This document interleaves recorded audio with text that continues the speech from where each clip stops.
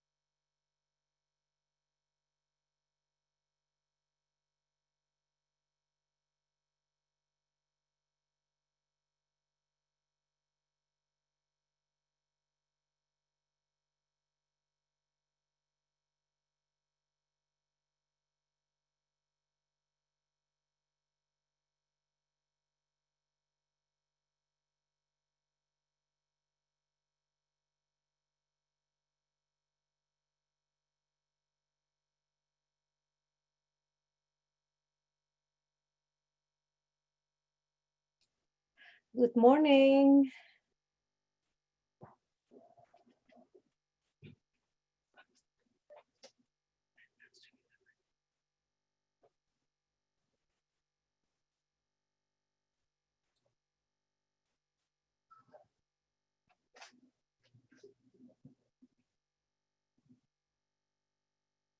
Good morning. Anybody there yet? Good morning. Hi. I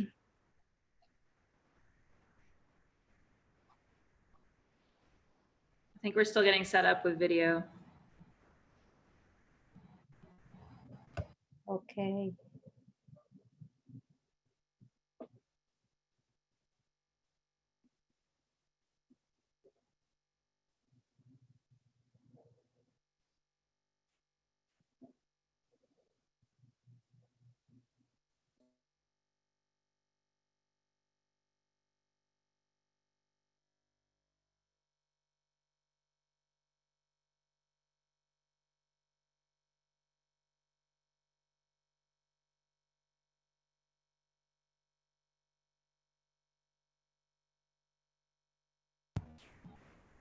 Candace, I still can't turn my video on.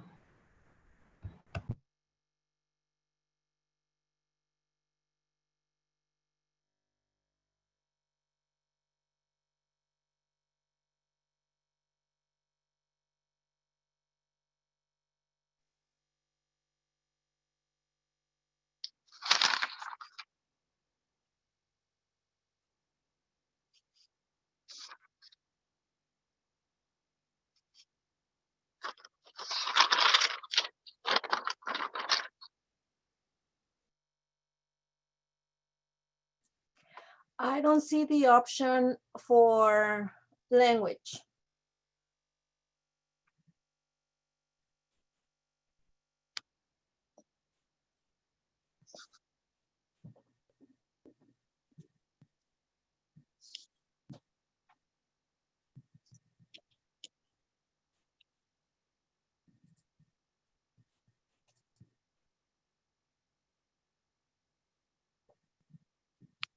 Hi, Gabriella, can you hear me?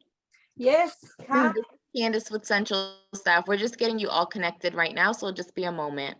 Thank you so much. You're welcome.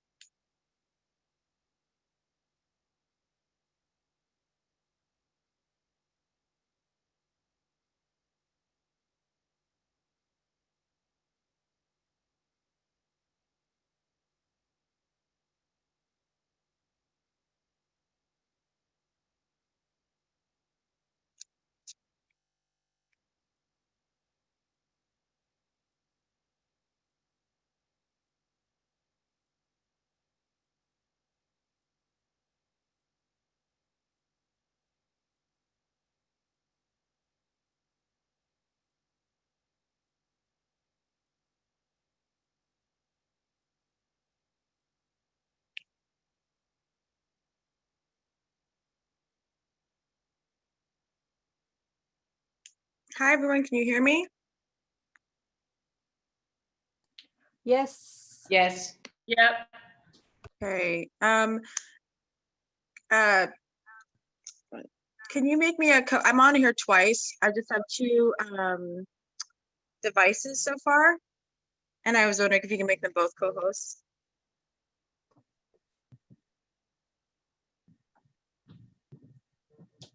Or panelists.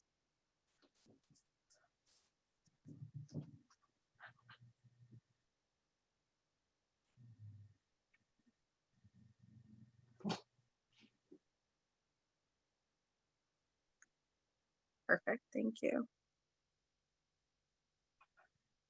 See, Sheila, is there anyone else coming from the administration? Will, BPDA, lots. I think Tim Davis is going to be on. There's a whole bunch of us. Just give it a couple Here. minutes. It's I'm 10:03. here. I just have my video off. Tim is there. Sheila. There's a lot of folks who need to be let in from the attendee list. Yeah. Will's in. Will, you're in.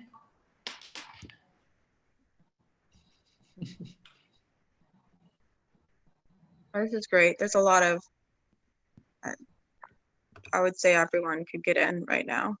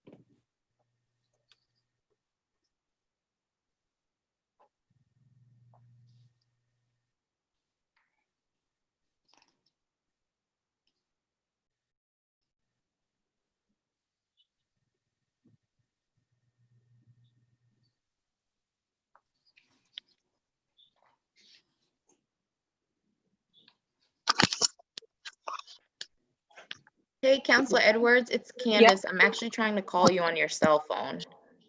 Yeah, I'm using my cell, so let me do this. All right, go ahead.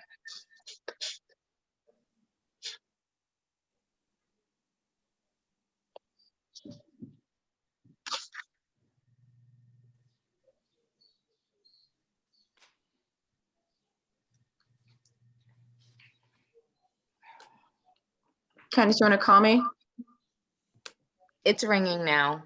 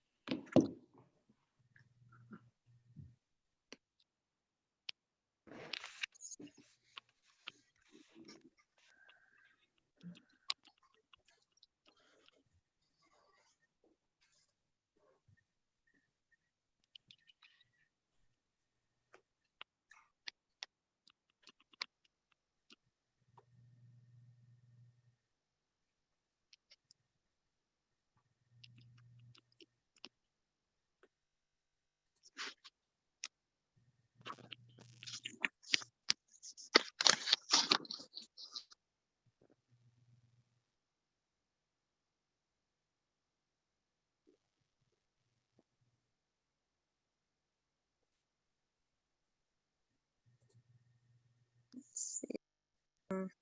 We're just waiting on a quick technical issue. Make sure that we have all that up and running. And I see Sanal is here.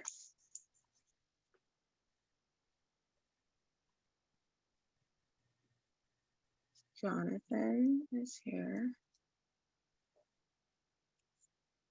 Will. Tim, Sheila Davis, and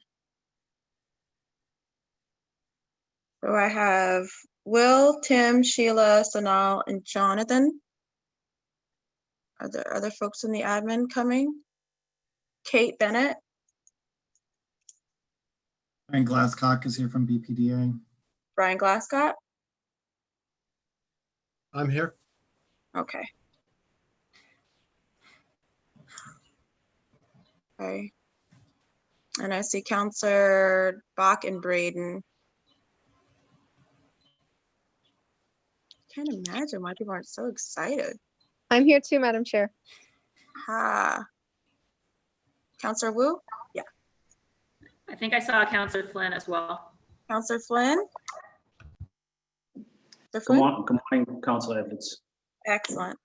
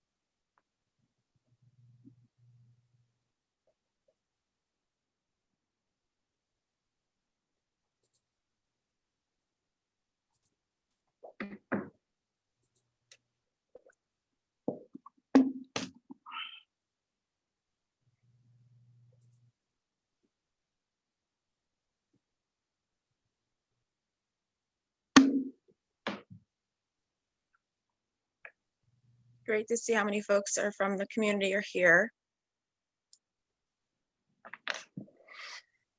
And I'll give an orientation about what working sessions do.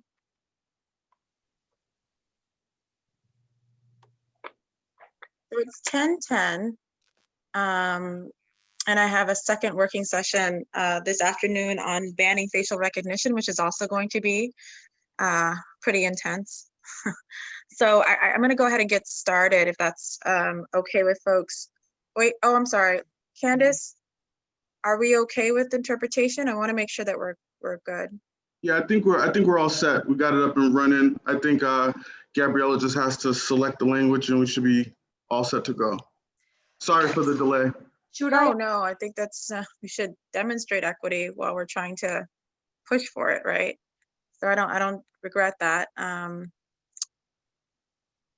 Excuse me, I don't see the option to select the language. Should I leave the meeting and come back? If you don't mind, that should do it. Okay. Yeah, we'll just take the time for that then.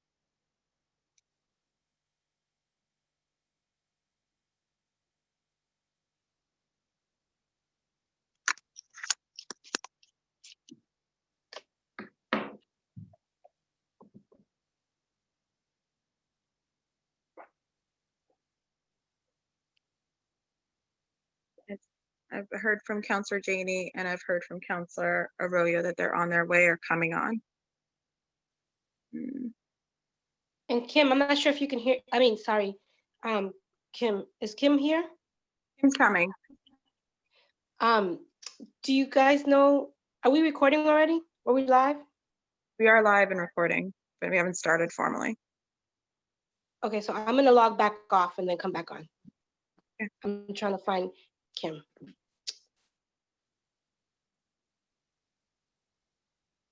You hear me, Madam Chair? Just a mic check.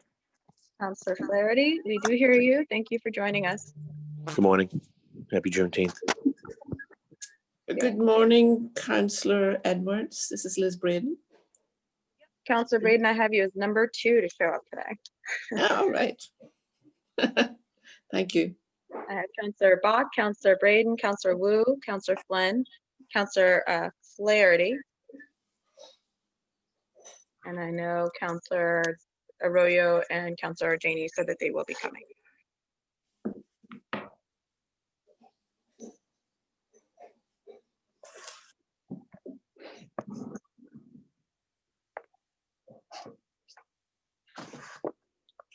Get myself set up here. I still don't see the language option.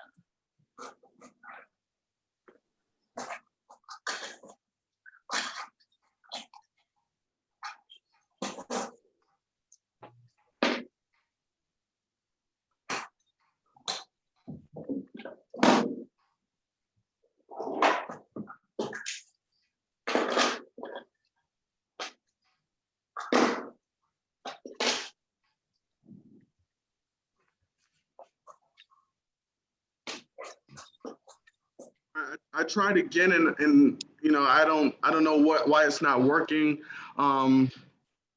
Maybe it just takes a little bit of time to enable. So I say we get started and I'll continue to tinker and hopefully we can get it up and running as soon as possible. Okay. All right, then we'll get started.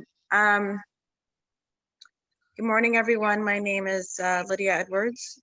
This is the Committee on Government Operations. Today is June 19th. And this working session is on docket 0232, an order regarding a text amendment for the zoning, Boston zoning code relative to affirmatively furthering fair housing. I'm the sponsor of this matter, and it was referred to this committee on January 29th, 2020. The committee held 2 previous working sessions on February 27th and April 22nd of this year. By the way, happy Juneteenth to echo Councillor Flaherty. And today is our 3rd working session. This is, I want to get through some of my colleagues cannot be here today, but before I get to that, I'll just note we're meeting on Zoom per the Governor Baker's executive order modifying open meeting laws. The public may watch this meeting via live stream at www.docket.org. www.boston.gov/city-council-tv. It will also be rebroadcasted at a later date on Comcast 8/RCN82/Verizon 1964. For public testimony, written comments may be sent to the committee on, on government ops, and that email is at ccc.go@boston.gov and will be made part of the record. This is a working session, so it's not necessarily open to public comment. And I wanted to just remind folks that doesn't mean that we can't call on you or that you can't have an opinion. It just means that the point of this is to actually have us work in front of you for the open meeting laws about this particular amendment. And happy to, for those of you who have technical or thoughts specifically about what we're talking at the time, if you raise your hand, that will be more helpful to me. General expressions of support or not support is not, this is not the specific forum for that. I do appreciate the immense amount of people who are here today. And I know a lot of folks have gotten the documents and looked and seen the amendment. And if you have specific questions about the amendment and concerns, that's what we're really looking to address as well. Before I get started, I have one more statement to read from my colleague. One second, everyone wants to text now. Apologies. This is from my colleague, Nisa Asabi George, who cannot be here with us today. To the Committee on Government Operations, please be advised that I will be absent from today's working session on docket 0232 regarding amending the Boston zoning code relative to affirmatively furthering fair housing. I'm traveling with my family and will not have enough service to reliably tune in virtually. I will review the recording of the working session. Despite my absence, I would like to offer my continued support for the proposed language. I am grateful to Councilor Edwards and for the advocates who are asking the City of Boston to do more than affirm a culture. I hope the significance of holding this hearing on Juneteenth is understood.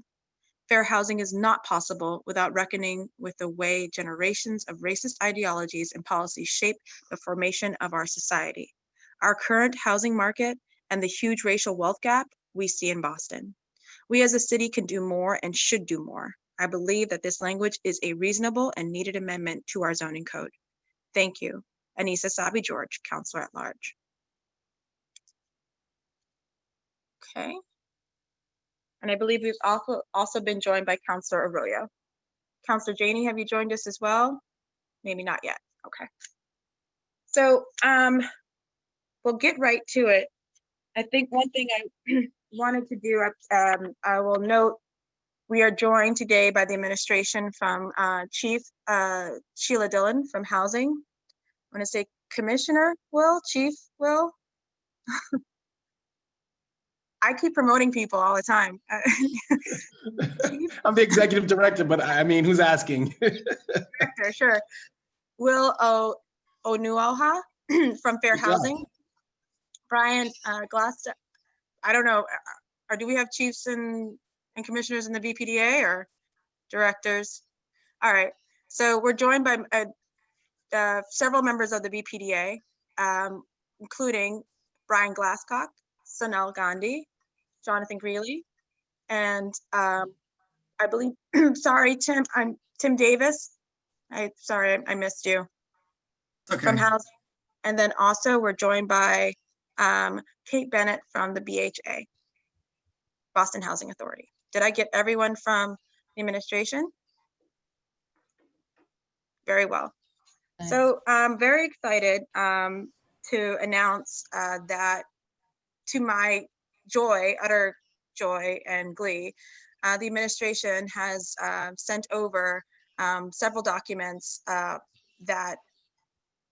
allude to I think, a commitment to have a zoning code amendment to affirmatively further fair housing. Specifically, I want to read from one of the documents. The BPDA's mission is to plan and guide inclusive growth in Boston, creating opportunities for everyone to live, work, and connect. At this moment in our city's history, in partnership with the mayor and the rest of the administration, the BPDA reaffirms its commitment to equitable planning and development as it guides necessary growth. By including resilient growth in partnership with communities throughout the neighborhoods of Boston and leveraging funding through large-scale real estate development for affordable housing, workforce training, and development. The BPDA strives to create a more equitable city for all. And I want to ask the members of the BPDA and the administration, if I read this language, I understand that there is a commitment then to have and to amend the Boston zoning code to affirmatively further fair housing. Am I correct in that commitment? You are, Yeah. you are completely correct, and we are excited to be here to discuss this with you, Councilor Edwards. That means a lot. That means a lot. So with that commitment, I'm also asking for a commitment for a timeline that gets this done. And I'm hoping by September or the fall. By done, I mean, we vetted, we go back and forth, and hopefully we have a compromised zoning amendment that we can all live with, and that you support this in front of the zoning commission, and that it becomes part of our zoning code. Again, excited to tell you that we're committed to that timeline as well. Very well then, Councilor Bok. I'm excited to tell you we're not voting on it in July 8th, okay? And so what I will say is, because there's a lot in front of us, and that's a good thing, that's a good thing. There are several different ways in which we have approached this, and that's also a normal thing to everybody watching, okay? We approach things differently, but I heard for the first time a full-on commitment to get there together. And that means an immense amount, so I want to thank you. That being said, the amendments, I would say the proposed language and the administration's proposed language really differ in three major buckets. First, the major bucket is with regards to definitions, whereas the proposed language has several definitions. The BPDA's zoning proposal does not have as many, or I think any definitions. The second major bucket would be with regards to which I think is great. Actually, I don't even oppose, I think it's wonderful. The proposed language sticks at large project review. The BPDA has actually expanded that review to include small project review under Article 80. The proposed language, another bucket, the proposed language really goes down into adding affirmatively furthering for housing standards in PDA, right? Planning Development Area Assessment, and two ways. One, in general, putting it into the PDA, and then two, also making sure mitigation is also viewed with an eye towards equity. That's a difference from the administration's. And then I want to say the other major bucket, which we may not get to today because those are large buckets, is implementation documents. So those are, I think, have I characterized the differences pretty well?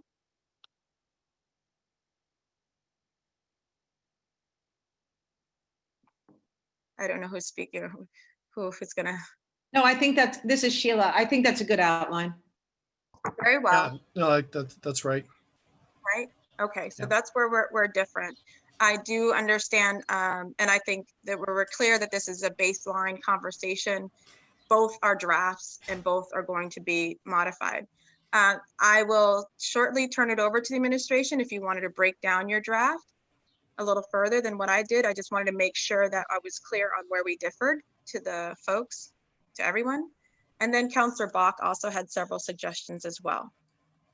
To make sure again that we have a guided conversation, I think we'll very likely just get to two major buckets today, which I think is the definitions bucket.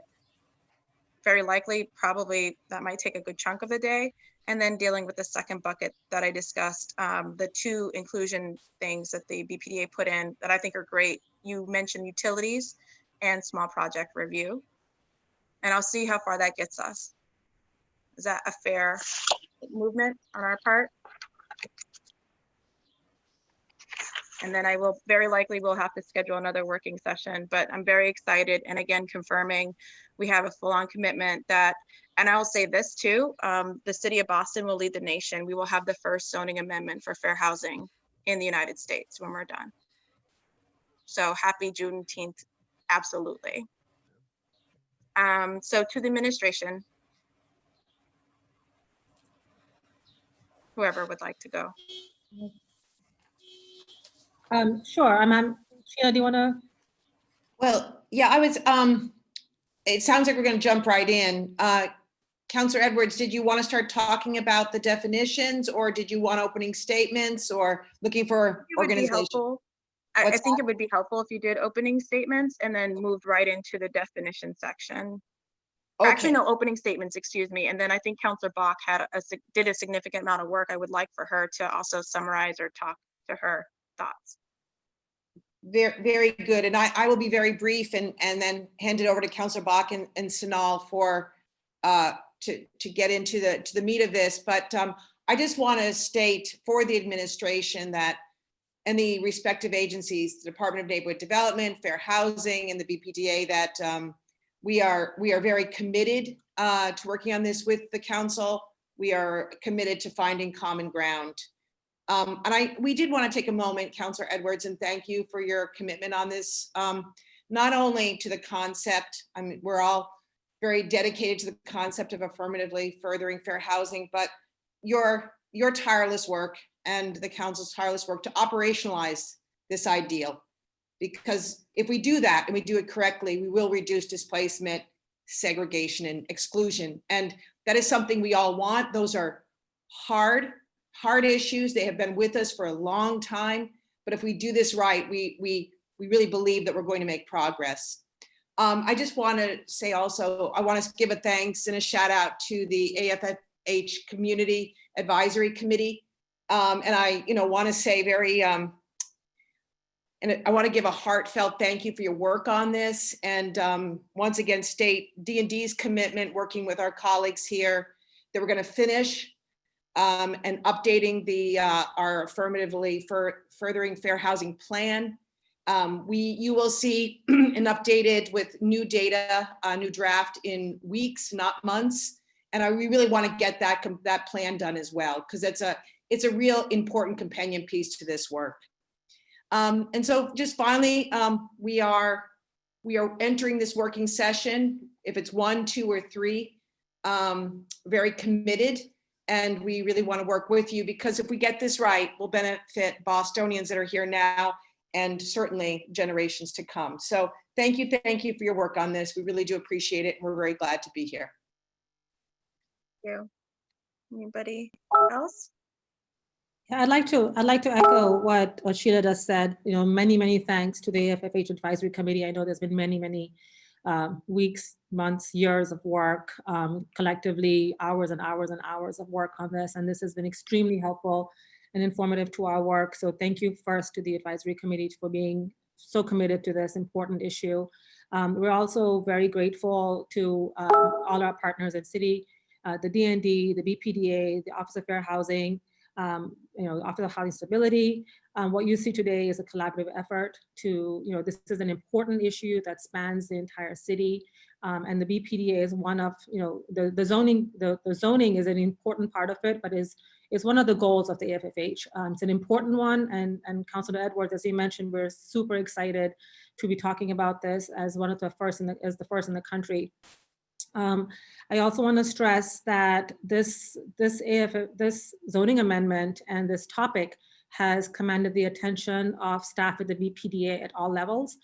Director Golden has been fully involved and is fully supportive of the proposal you see in front of you today.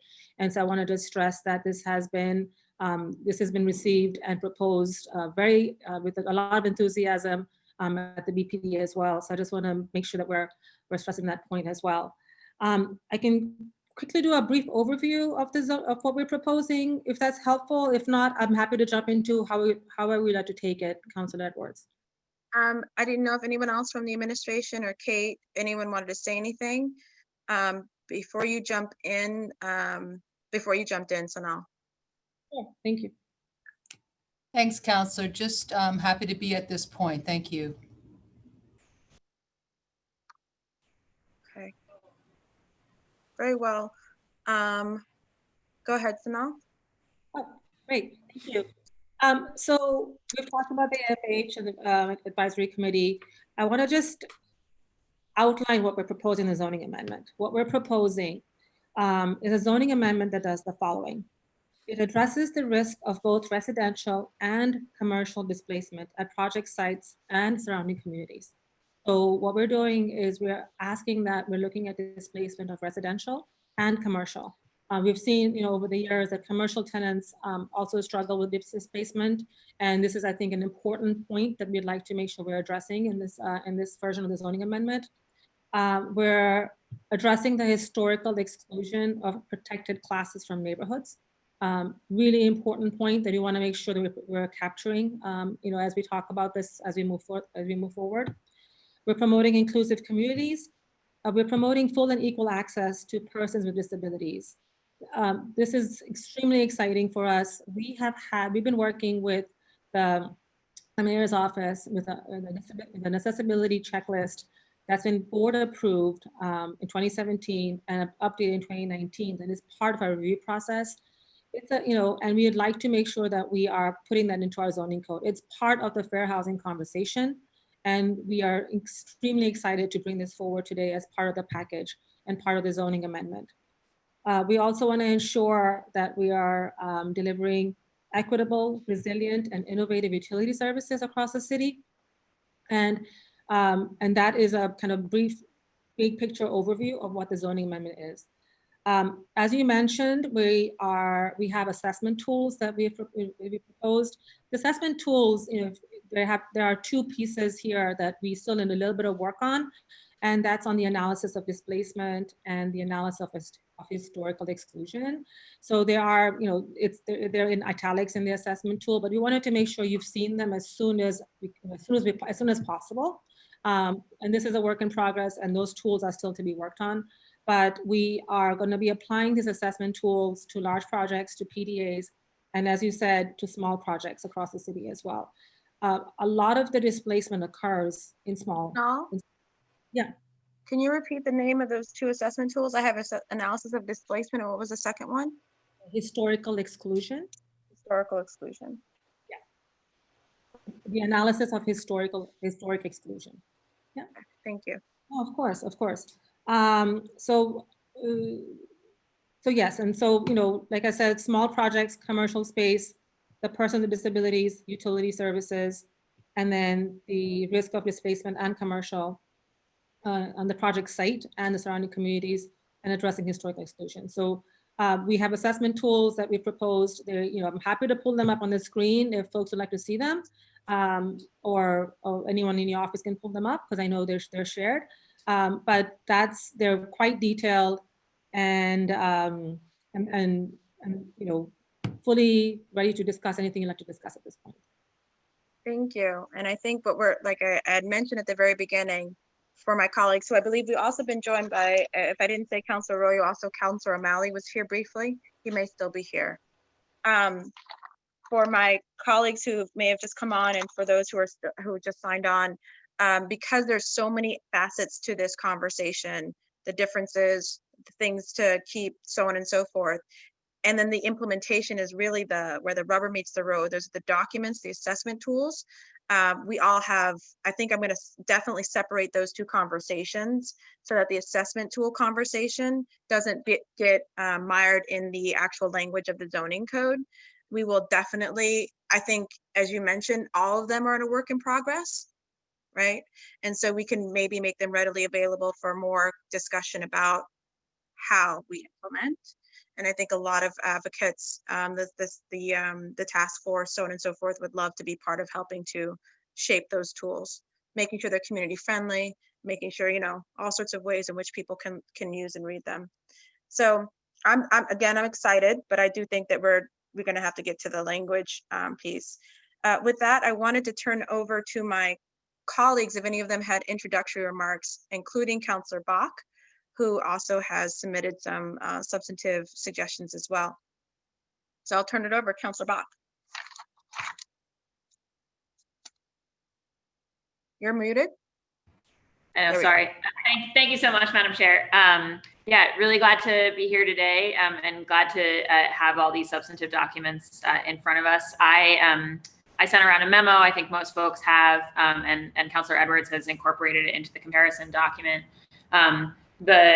The two big things that I emphasized in that memo is the importance of building in the implementation piece here. And I think importantly, Councilor Edwards is making a distinction that a lot of the things that you need to really implement a fair housing lens effectively in zoning are not going to be in the zoning. They're going to be documents that live outside the zoning, but they need pegs in the zoning, right? They need places in the zoning that acknowledges them and that establishes their standing so that then we can develop them and they can have standing in our processes. So that was one of the big pieces that I flagged, and I did some work in my memorandum around what that scaffolding might look like, keeping in mind the kinds of processes that the BPDA has in other areas.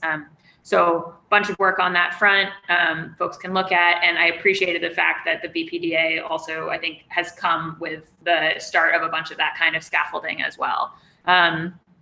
The other thing that I emphasized, and it's something that I emphasized at our last working session, and again, I appreciate the BPDA incorporating this into their documents, and I appreciate Councilor Edwards' openness to it as well. I think when we're talking about fair housing, we're really talking about two pieces. We're talking both about how we prevent displacement and keep people in protected classes from being pushed out of the city, which is a major dynamic right now. And we're also looking historically at the places where zoning has excluded protected classes and affirmatively, proactively trying to make those places accessible to those folks. And I think that the only way to kind of pursue that dual mission effectively is to have an awareness of that, of the fact that it's a dual mission, right? And that you're trying to achieve both those things. So one of the things that I've flagged is the need to have that kind of tool and lens set up for historical exclusion alongside the setup for displacement. And so that's some of what I suggested. And then overarchingly, I would just say, I think it's really important as we continue this conversation about a zoning amendment to know that, effective zoning is actionable. Like, it's something that people can implement. It can be implemented as effectively as possible in development processes. One of the things I've said to a few different folks in this process is I don't think we won't get great fair housing conscious development by having all our developers become fair housing experts. What we want to do is as a city, think about what's the fair housing scaffolding that's going to guide this process, so that that's always an element in the conversation. I'm looking forward to doing some of this in the weeds conversation today. And I agree with Councilor Edwards that probably it's going to be a few working sessions given the quantity of stuff. But I really just want to emphasize how excited I am that we're going to do this together and get a zoning amendment into a fair housing zoning amendment in, and how grateful I am to Councilor Edwards for her leadership and the BPDA for showing up with this work today. And that it's a great thing to do on Juneteenth. And I can't imagine being anywhere else. So thanks so much, Madam Chair. Thank you, and I appreciate that, but I hope you one day can imagine being someplace else besides a working session. But that aside, Councilor Breadon, if you'd like to go next. Thank you, Councillor Edwards. I can't express how excited I am to be here today with you all. I want to particularly thank you for your leadership in this area, and also for the cooperation and leadership from the administration side to really get this done. In my district, we've seen creeping gentrification and displacement of working people and families and people with disabilities over many, many years. And I really hope that this amendment to the zoning will impact our ability to stabilize our communities and have them be inclusive and address so many issues that we've been struggling with for many years. So thank you so much. Thank you. Counselor Wu.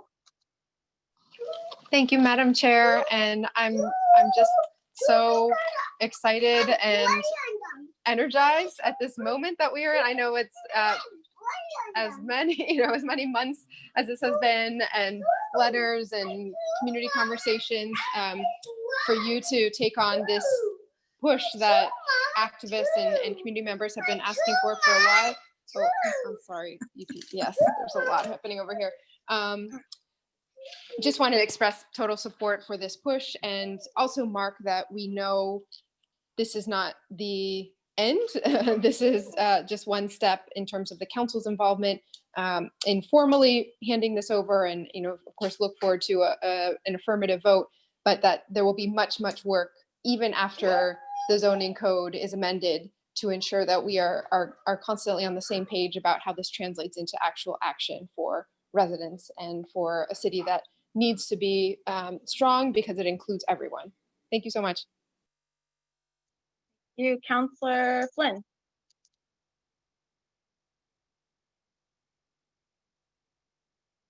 Counselor Flynn? Yeah, there you are.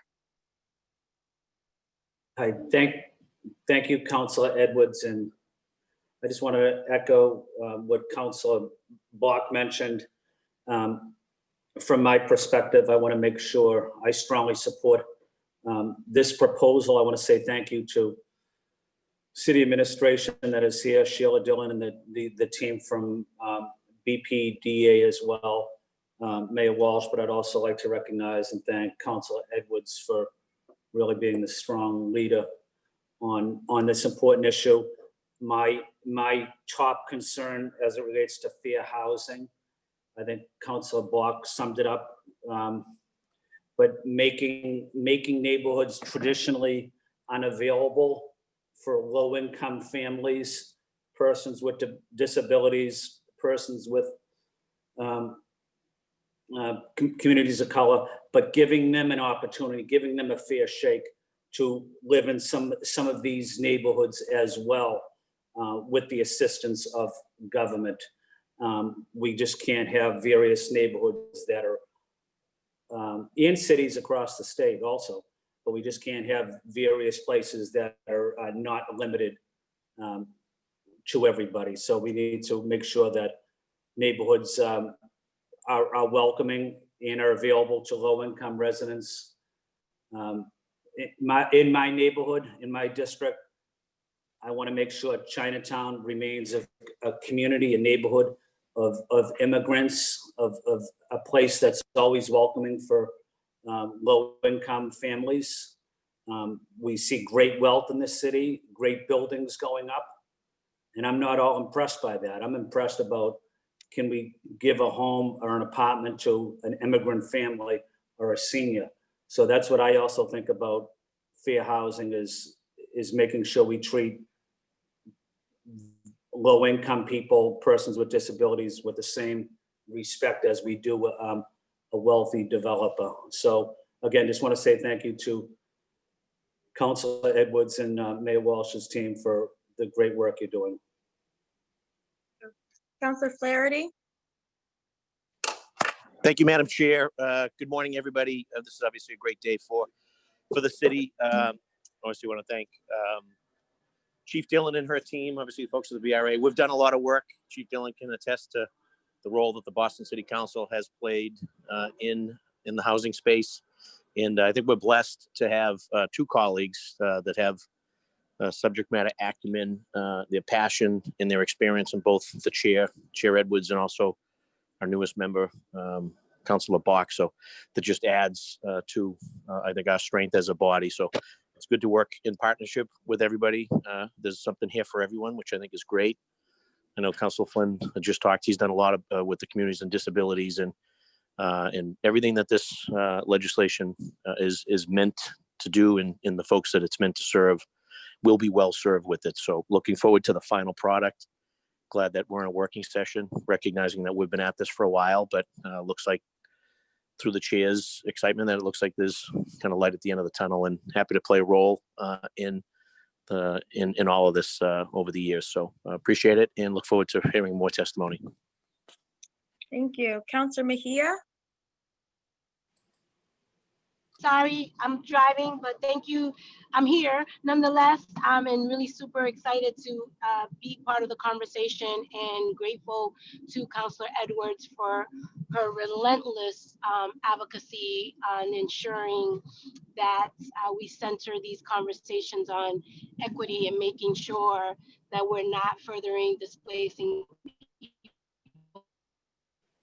For me, everything is personal and political and professional, and just having been able to take my mom out of Section 8, living in Boston, being priced out of every neighborhood that we lived in, it's time for us to put on paper and into law how we develop, because we already know that we're not part of the process. And so centering it, and I would love to be able to, once we start getting into the working session, is really thinking about the accountability and the implementation of this and what it's going to look like for that accountability factor, to ensure that that we are, not just as a council, but everyone who is invested in this is holding themselves accountable to the implementation of this. So congratulations to Councilor Edwards for shepherding this along the way and making it all happen. And happy Juneteenth to all my peoples out there. Looking forward to the dialogue.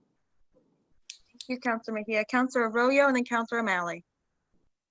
I'll keep this short because so much of what I was going to say has been said. Happy Juneteenth to everybody. This is a great thing to be working on Juneteenth. Thank you to Lydia Edwards, Chair Edwards, for pushing this through and doing the things that were needed to be done to get this done. So really appreciate that, and really appreciate hearing commitments from the city today. It's a working session, so I'm ready to get to work. Counselor O'Malley. Thank you, Madam Chair. Allow me to add my voice to the chorus of congratulations on your tireless effort and impressive work in this space. Obviously, I am in full support and share the excitement that so many previous speakers have really relayed as it relates to this. Your work is so important. It's so impressive as we, as a body, really figure out ways that we can address and deconstruct racism at every level in our city and our society.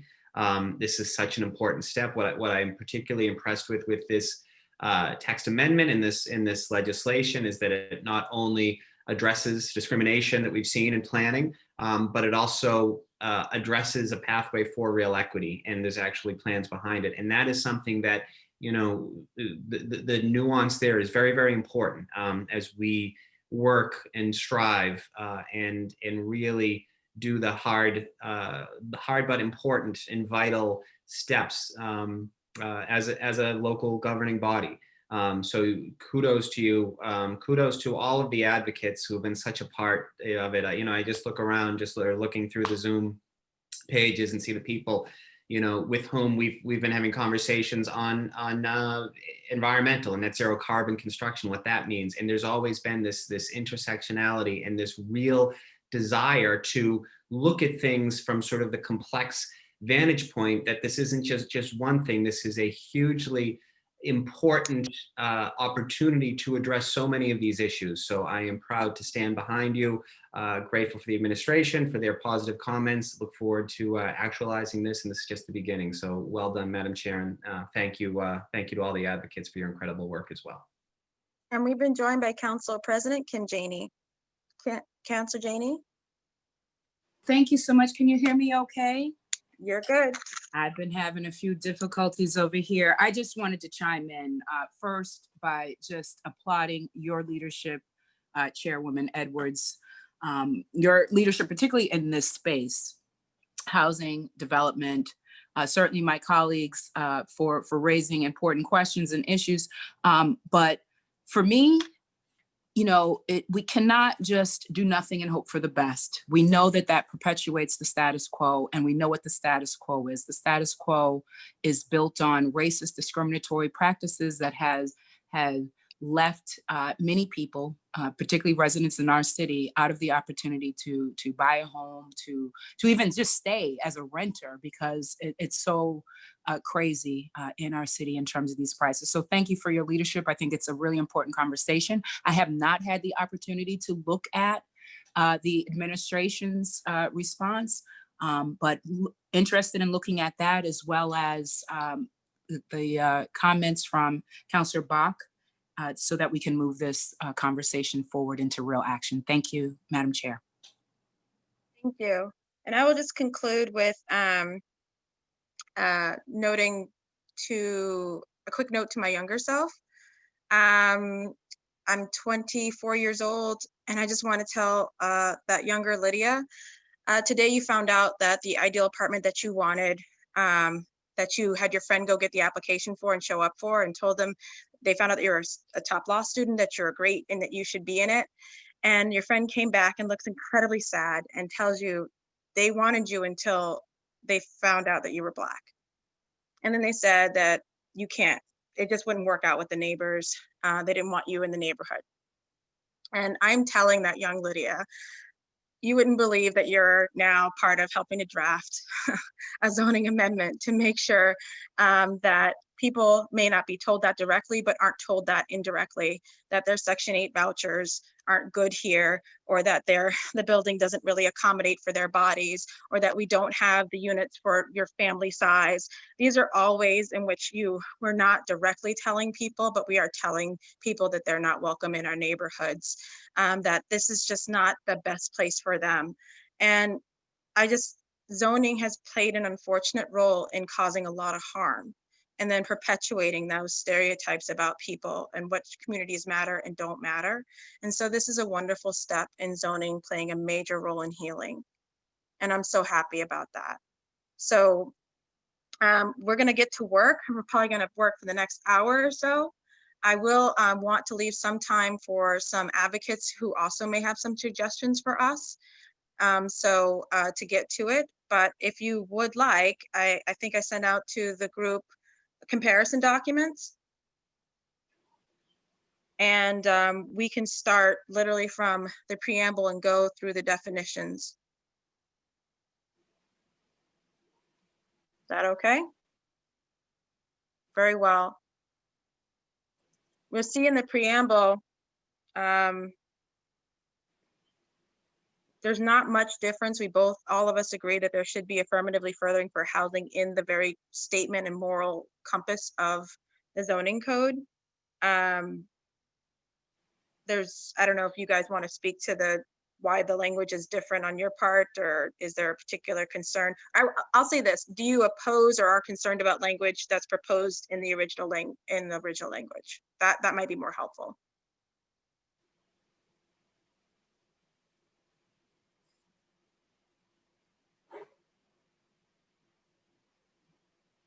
For those following along, and I see Nadine Cohen has raised her hand, but for those following along, we're looking just at the paragraph about the purposes, the preamble.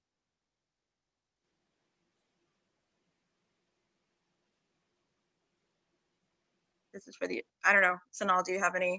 Sure, I'm just trying to make sure I'm at the right document. So I think there's a lot of agreement on the preamble. We wanted to make sure that we included the persons with disabilities in our preamble. We included the historical exclusion in our preamble. And we also included the innovative utility services in our preamble. So I want to, we wanted to be sure to encompass the three things that we're proposing in the zoning code. And so I think there's a lot of agreement on the preamble language. Okay, so you guys go further. That's not a problem for me. I think the two marry each other very well. Nadine, did you raise your hand specifically to talk about the preamble? Yes, I just wanted to ask, what exactly do you mean by innovative utility services? That was my question. Sure. Councilor Edwards, would you like me to answer the question now? Please. No, okay. Please, go ahead. Of course. So innovative utility services, we have had a smart utilities policy at the BPDA board for some time now. It is it's on our website. Please take a look at it. I won't get into it in much detail here because we only have limited amount of time, but it's a very innovative way to look at how energy is delivered across the city, and especially in larger areas of our city with larger developments. So that's what we're looking at, which is that does trigger very innovative ways to look at how energy is consumed and how energy is distributed. So we want to make sure that we're encompassing the smart utilities work in our zoning code as part of this process. I also think there's a point of an issue of equity, and we just saw this actually in COVID right now. Some kids had access to internet, some families did not. And that as we are building and moving and zoning, we need to make sure that that's part of the conversations. I really firmly support this analysis. And for those who want to ask specific questions, raise your hand, please, like Nadine did. And that includes actually my colleagues, unless I just think it makes the conversation a little bit more smoother. Then we get into the major difference is between the proposed language as filed and then the administration's proposed amendment, the definition section. So could you talk me through why, is there an opposition to having definitions? I guess that's my first question. And then we can go into if they need to be changed or something like that. But what's the, because they're, yeah, go ahead. So I'll let my colleague Bryan Glascock, who's our zoning expert, answer this in more detail. But in general, there isn't an opposition to definitions. What you saw is a text, is a draft text amendment, and a draft text amendment, will be the definitions that will be included in the final will be informed by what's in the final text amendment. So what you had proposed, Councillor Edwards, was a final text amendment, which we were looking to move forward. So it had an entire definition section, etc. But we wanted to really work on the meat of the text amendment, and see this as an opportunity to work through a lot of the issues that we are talking about now, for example. And once we have those, we can get into the definitions. Absolutely. So there's no opposition to putting definitions in. We just don't think we're at that point right now because we're still in a working draft mode. Okay, thank you, Sanal. Brian? Yeah, and no, I don't think there's any substantive objection to adding definitions. I think someone else right. We need to work through some of these other issues first, and one of the challenges of adding definitions where you're referencing other legal documents like the Code of Federal Regulations is, and some folks may know this, other may not, but that whole, because of the current administration, it's sort of thrown some of that into confusion, and it's really hard to, it may be a bit of a moving target. And down the road, it makes it challenging when you want to try and keep our zoning regulations current. You have to make sure that you're updating that reference.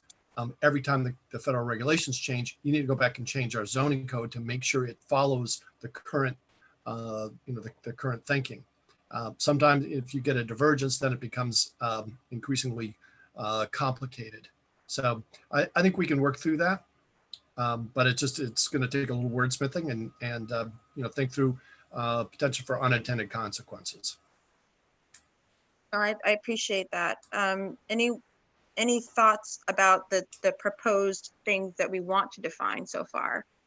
I know Councillor Bok, excuse me, also included historical exclusionary areas as a definition, displacement risk areas. Do you have any thoughts about these particular things being defined as what I'm trying to get at? I don't think so. I think the assessment of impediments, maybe, we may need to do a little more thinking on that one. But the other thing sort of in a broad sense, I think we can come up with definitions that will work and hold up over time. No, I completely agree with the analysis that we need to keep it defined by us for our communities. Exactly. Citing Exactly. federal law that can change depending on how the federal government changes, can limit or expand our ability to move. So I think we should work on those concrete definitions. For those following but not looking at the document, there are definitions proposed for affirmatively furthering for housing, analysis of impediments, displacement risk areas, historical exclusion areas, and meaningful actions. These are proposed definitions that come directly from the standard, which is to take meaningful action to overcome patterns of segregation, foster inclusive communities that taken together address significant disparities in housing needs and in access to opportunity, or affirmatively furthering for housing. So if I understand, this conversation actually may be better left for when we have what you say, other things defined, right? Yeah, I think so. Yes. And I hear no opposition to the definitions. I see Kenzie's raised her hand. Kenzie? Yeah, I just wanted to say that makes sense to me too. For me, I put those additional definitions in and kept the affirmatively furthering for housing one because those were the specific terms of art that I was using in my draft suggestions further down. And I think similarly, Councillor Edwards, that in your text, you use analysis of impediments at one point or a couple points. And so therefore it makes sense to define it. So it makes sense to me from a drafting perspective that we really need to figure out what the body language looks like and then make sure that, and then figure out, well, what are the terms of art that we're using that need to be defined further up. Yeah. And I also just wanted to say while I'm on that I think that what the administration suggested on the preamble front is clearer and broader, and I would be supportive of that. So thanks. Yeah, no, I agree. I just want to point out that I think it's important that we look at the definitions very carefully as we're moving forward. So we agree that there should be definitions in 2, but let's look at those. Let's look at those as well as we move forward. Agreed. I think the next major bucket beyond the definitions is looking at the zoning text and requirements in zoning, specifically when it comes to the PDA. If you want to actually, before we go into that technical stuff, I think what would be great is if you break down the 2 additional points of analysis, that is for the small project review and for the utilities. I firmly think those are great ideas, but tell me a little bit about those. Sonal, do you want me to take a crack at that? Oh, that'd be great. Thank you, Bryan. Sure. So yeah, I know we've been focused on the FFH, but I do kind of want to, and I think people have recognized the accessibility and the critical connection between accessibility and fair housing. And I realize that the smart utilities one, seems like it sort of comes out of left field a little bit, but we have a model that we've been successfully implementing for both accessibility and smart utilities for some time now. That has worked really well. The smart utilities was sort of came out of the fact that whenever we have a development projects, there's a lot of digging up of the streets. And they're tearing up developers are tearing up the public way. We realize there's an opportunity there to get additional infrastructure put in so that we can have what they call shadow conduit, so you can add more fiber optic down the road without having to tear up the road. And we heard over and over again from small businesses and residents alike that this constant state of construction, road construction, is crushing them. So we thought there's got to be a better, smarter way. So this joins with our city's COBUCS program, where we're doing really thoughtful, progressive, forward-thinking planning around utility and infrastructure, so that we can have smart streets, so we can have better and more varied options to data connections and the internet for everybody. rather than keep tearing up our streets. So, this is that's geared towards larger projects. And so we thought that should be in here as well. We've had a checklist for some time that's been adopted by the board that we make developers go through. So that was that piece. I think on the small project piece of it, we realize that small projects do have some impacts.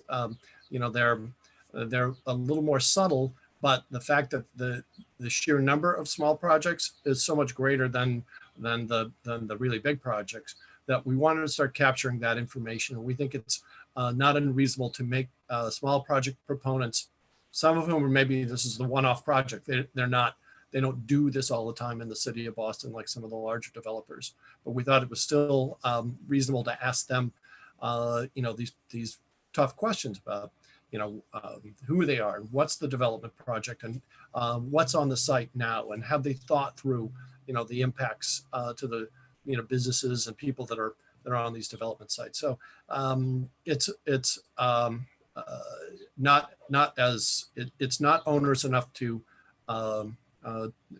we think to kill projects, but it does get us some critical insight into the impacts of these smaller projects.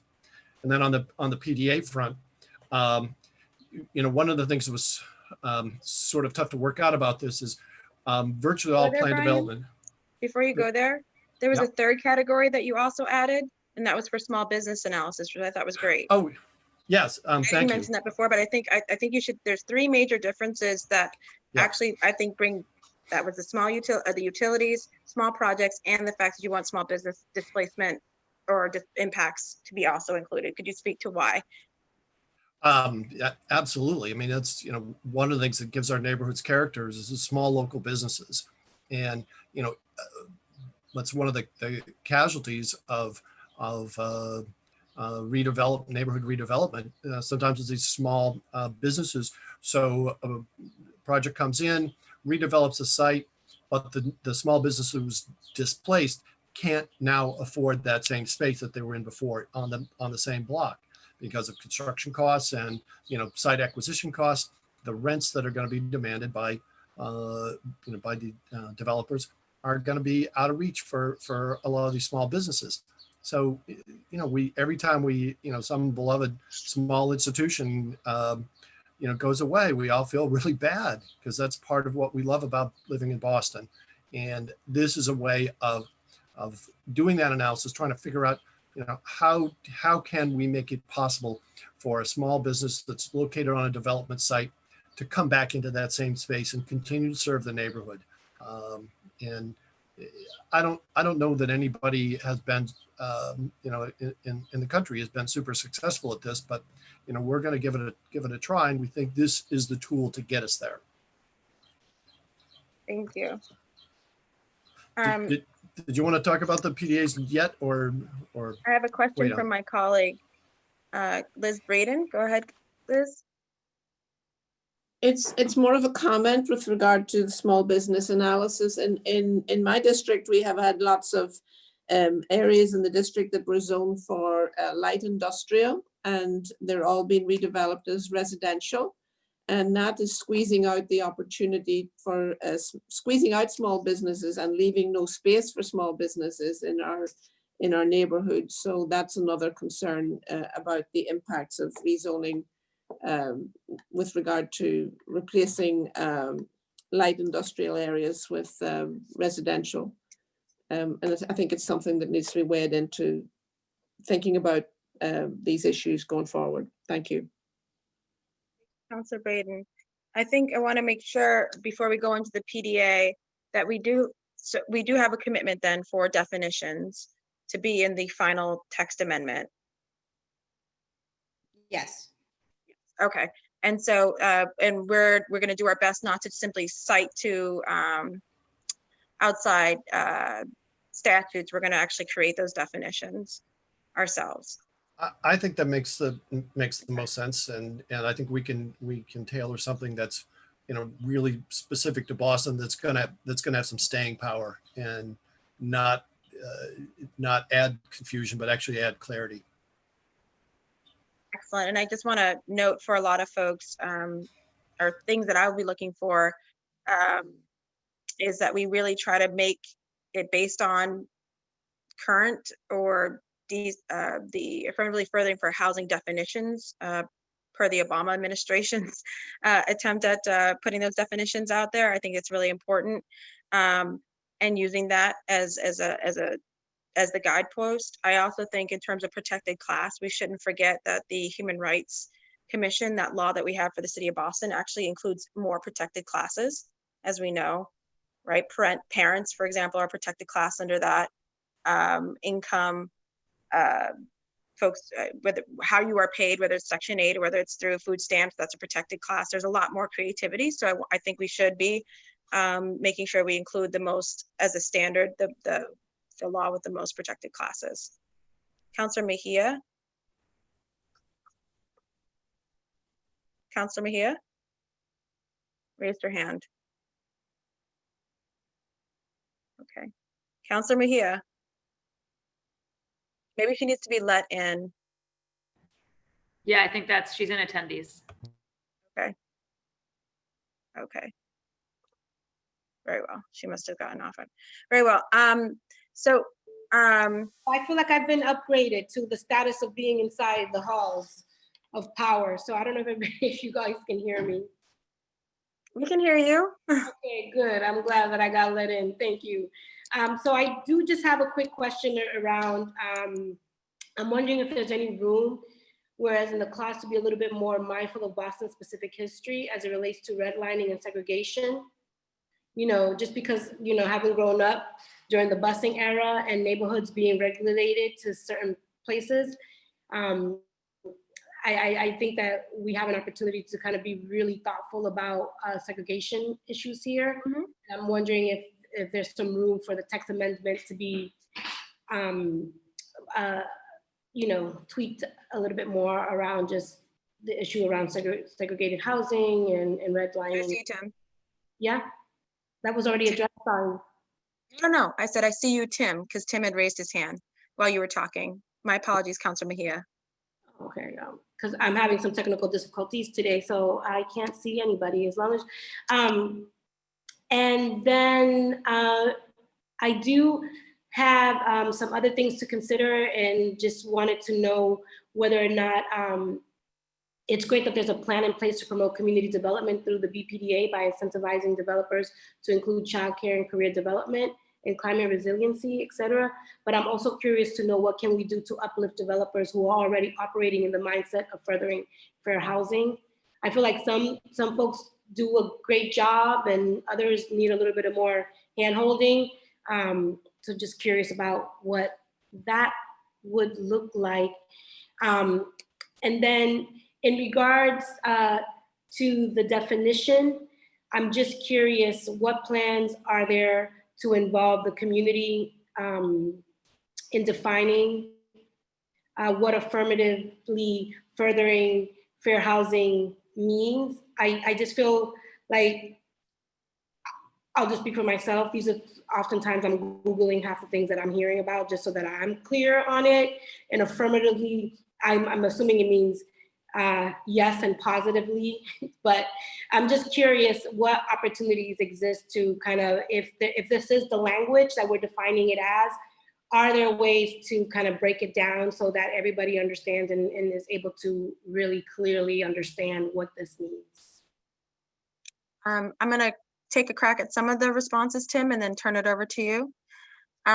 Starting with your last question and going back, Councilor Mejia, we've been blessed to have an affirmatively furthering fair housing task force made up of the community, from ACE or Greater Boston Legal Services, from many different organizations and professors who have been dedicated for 3 years and actually helping to define what that is.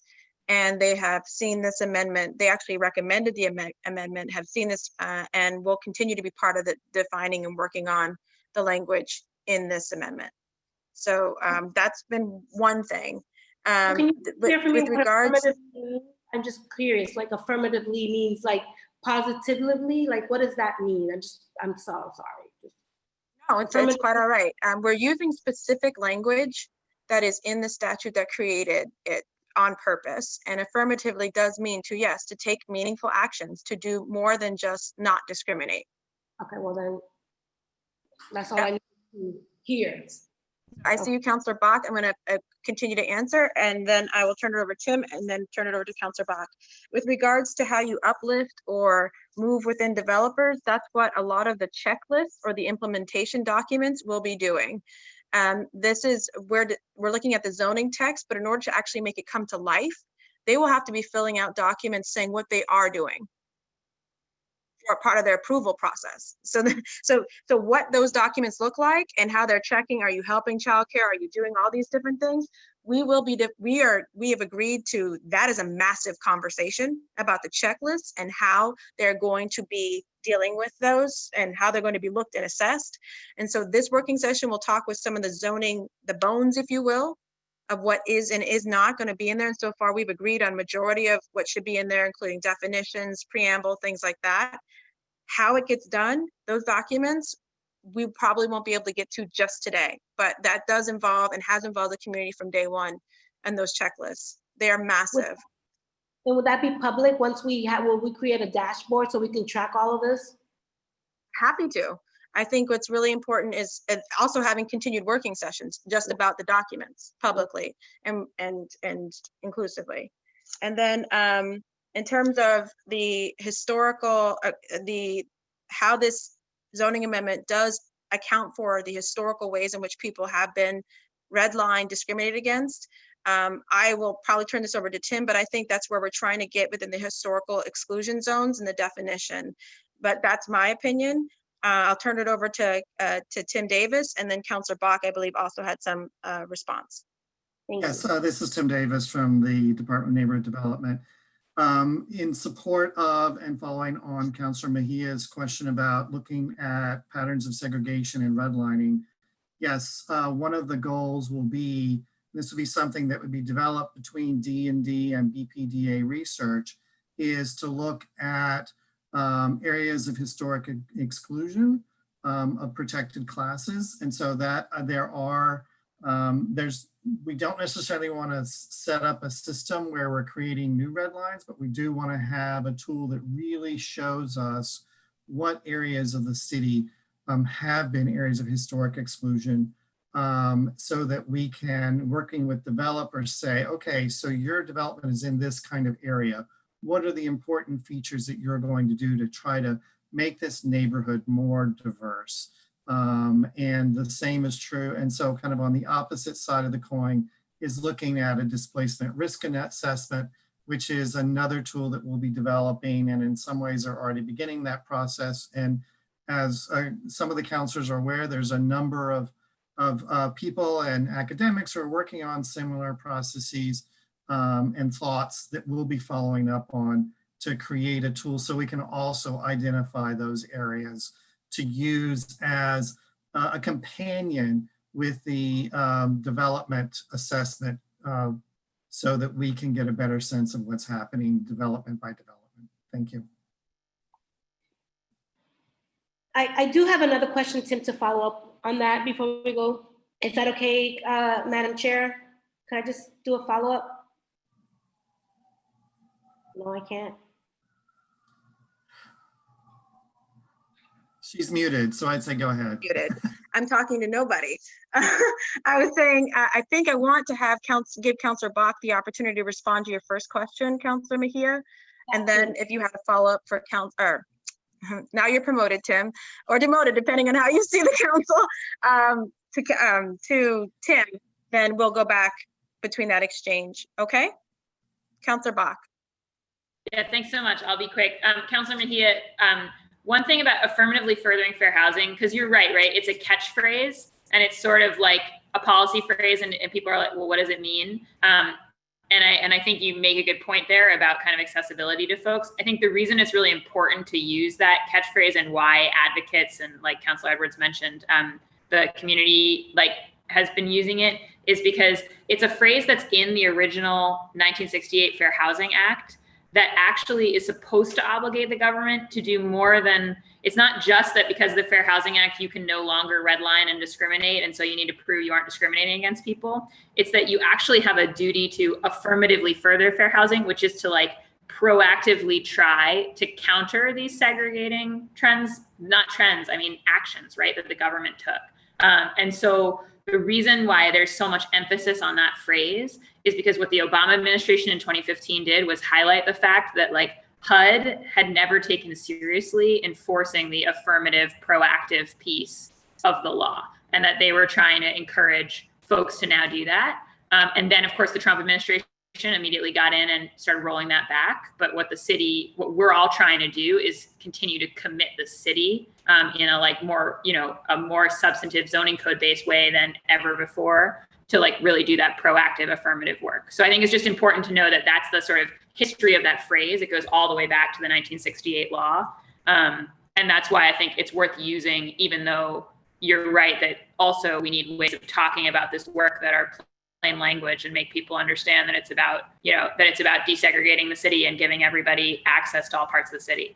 So I just wanted to enter that comment and then just also say that my office has been doing a bunch of work, and I'll shout out Emily Brown, my policy director, also thinking a bit about what's the kind of way that you think from a data analysis perspective about both these historical exclusion zones and the displacement risk areas. And I took a lot of in the weeds detail of that out of my memo because it was going to be like 20 pages instead of 9. But looking forward to continuing to collaborate on those fronts with D&D and BPDA and all the counselors. So thank you, Madam Chair. Thank you. And this is a working session, so this is an opportunity for us to learn and listen and participate, right? So some of these might just be things that I should have known, but I don't, so sorry. I'm just gonna ask anyways, is that, I look at the seaport and I look at downtown and I look at how the patterns are, and even looking at Dorchester, there's certain parts of Dorchester that I can't even put a toe in because I can't even afford to even consider even living there ever. So as you all are thinking about this amendment and planning, are we looking at also how affordable things are in certain neighborhoods? Is that, and I may have missed that part. Yes? Yes, that would be part of the analysis. Yes, that would be definitely part of the analysis. Yes. Yes, because I think that that's really important to look at that, or those patterns, because I think those are also tied into schools, because where you live dictates where you might go to school. And I think that there's an intersection here around some of the patterns that we're seeing in higher performing schools and not so much so. So I just think that those things need to be kind of lifted up in this process. And then the last thing, and this is more of a, these things have already happened to people who have been displaced. There are a lot of people who are living in Brockton and still in Randolph but they're still working in Boston and having to travel here. And I think that is as a result of not affirmatively furthering fair housing practices. And it's not about going back and restoring the wrong, and righting the wrong. It's just really about making sure that we understand the financial impact that we have made on others who can't live here anymore but still have to work here. I just want to just throw that out, because as I think about this work, it's how do we resolve this in a way that prevents that from happening again. That's it. Just wanted to just babble on some more just because I like to babble. But thank you. I will just yield the rest of my time, and that's it.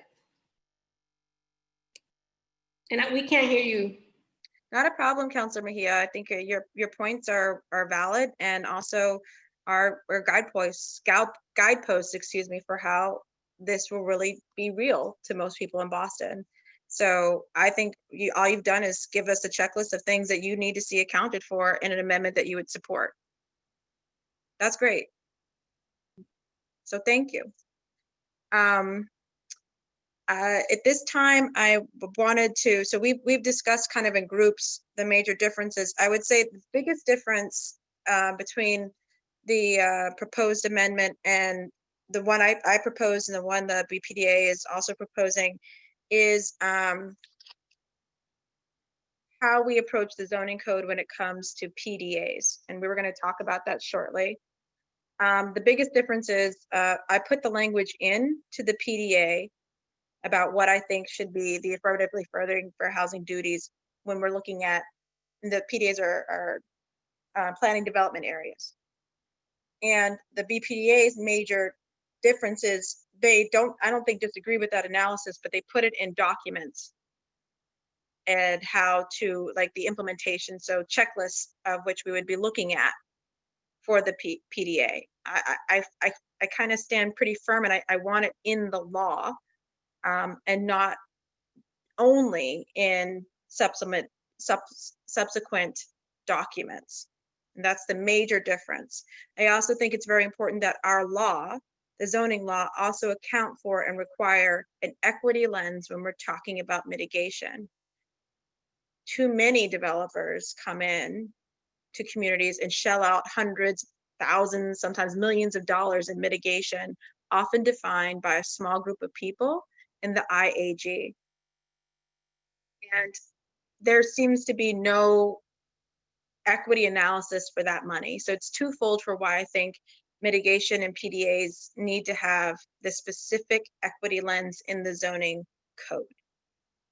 And I don't know if you are in opposition to that, that's one thing. And then the second part is, it seems like, again, you have analysis and checklists, but not the zoning code change.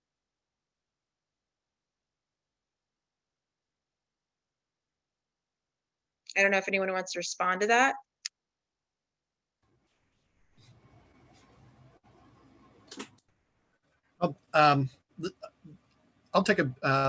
I'll start off, but I encourage my colleagues to jump in as well. I don't think there's an opposition to that. I think it's, my sort of view on adding specifics about the PDAs was that, we have, so just for the benefit of folks that don't work on zoning all the time, planned development area essentially says that if you have a site that's 1 acre or larger, in some parts of the city, not all parts of the city, but in each neighborhood, there are specific areas where planned development area designations allowed. If you've got a 1 acre site, we can set aside the underlying zoning because there's not very many 1 acre sites available in the city anymore. And we think there's an opportunity there to do development in a different way that allows us to get additional inclusionary development units, additional public amenities like open space, improvements to the public realm, the streets and sidewalks. Essentially, it sort of sets aside the underlying zoning and allows us to work as a community and as a city to think through what's the best kind of development we can get out of this. And it does also allow for developers to build higher and denser. And it's how the city is then able to share in that additional value so that we get these public benefits like deeper inclusionary development participation. But with each neighborhood, planned development areas have different sets of parameters. We've been restricting it by height in some neighborhoods, or by height and FAR, or sometimes just by FAR, sometimes by use, if we're trying to promote a particular type of use. So it's really tough to be super specific about all PDAs everywhere without some sort of planning document that goes along with it. And I think tailoring the requirements of planned development areas through the lens of the availability of affordable housing in a particular neighborhood, housing costs, they'll have differential rates of risk for displacement, as well as historic exclusion. So I absolutely agree that there are some things that we can be very specific about in PDAs, but I think it needs to be done through the lens of a planning context on a neighborhood by neighborhood basis, we can't sort of broad brush the whole city with the same set of requirements. But glad to, glad to open up to my colleagues because they may have additional thoughts on that. I think, If I may, I think the goal was to have PDAs do three things, right? One, that there has to be an assessment for fair housing when we're talking about the PDA. As Bryan noted, what's very unique about this is you're allowed to set all new zoning within an area. It allows for, and why is that important? Oftentimes because we're not talking about a house or a building. We're talking about, and we're also talking about sometimes over multiple years of development, am I correct, in planning. So it's important sometimes to have, as developers want, predictability over that time. They want to know what the votability will be, how big they can go, how small they can go. They want to know the parameters because economies change, administrations change, but they want that clarity. So that is why I feel part of the job of this zoning code should require that not only clarity about, density and height, but also measures for assessing compliance with fair housing and and requiring them to do that. So that's one thing, especially if it's multi-phase. And then the other thing I want them to do is I want to analyze the project's compliance overall with the affirmatively further for housing and its mitigation that it's going to provide. So I want those things as requirements in the code for PDAs, because again, oftentimes this is by virtue of any planning department, any planning, you're just not going to be there on a day-to-day basis with this, right? Sometimes some of you won't even be working for the city by the time the project is over with, right? I mean, well, some of you will never leave, but that's a good thing, love and dedication, whatever you want to call it. But in many cases, I want to see the zoning code reflect that for PDAs, there's an equal dedication to this type of analysis. I 100% support the subsequent documents that you have said that we need as assessment tools, but the language and the requirement and the moral compass is in the law. And then how it gets done is in the assessment tools that we're going to create. So that's why I'm really committed to having that in the PDA law as we outline what they can and cannot do. And then finally, I also outline a process for in the PDA for public engagement, which I think is very important, and Councilor Mejia touched on a little bit, but how the process is and how inclusive it is equally as important to the end result. So that's why I wanted to make sure when we're talking about who's at the table, how much money and stuff is provided, and overall their commitment, because they have to sign a document to it. That's why I want that in the PDA specific language. So totally understand that, Councilor Edwards. I think we can work on the specific language. We hear what you're saying on wanting to put in the PDA language. We actually put in our cover letter to you or cover memo to you. We've been talking about a reporting mechanism for PDAs, which are multi-phased. As Bryan mentioned, PDAs apply to sites that are 1 acre or above, not all over the city, but in parts of the city. Some of them only have one project, they only have one building. Some of them are really, really huge and they have multi-projects, multi-phase projects. And so, we are very, we're looking forward to having some sort of reporting mechanism in PDAs, because I think that's important for the public. It's important for us. It's important for the developer, to make sure that we're keeping their commitments to board. So some sort of reporting mechanism, we're not there yet because we're literally just working through these documents, but a reporting mechanism is something that we would definitely be looking at. I also want to address your public engagement piece. I think what your language said was a response to a written response to comments received. It's not here. Something comma in aggregate, and sorry, I don't have it memorized. It's not in front of me. But that's, so written comments received 3 days before a public hearing. Am I correct in that? You're better than me. I can go get the language, but Right. I'm talking about the goals of having it in the PDA. So Yeah. much, not so much the specific. I'll grab it. 1 second. And I see Kenzie Bok raised her hand. I don't know, Kenzie, if you wanted to go ahead while I find the language. Yeah, sure. I have the language also if you guys want it in front of me. Yeah, it was 3 business days. Yeah. Yeah. If Sanal wants to finish her point on that front, and then I can come in, because I was going to come in on a slightly different point, PDA related. Sorry, go ahead. Sorry. So I think those are great goals. We've spoken about them internally. I think, you know, where they belong. Do they belong in a PDA, in a zoning code, or in a separate policy document?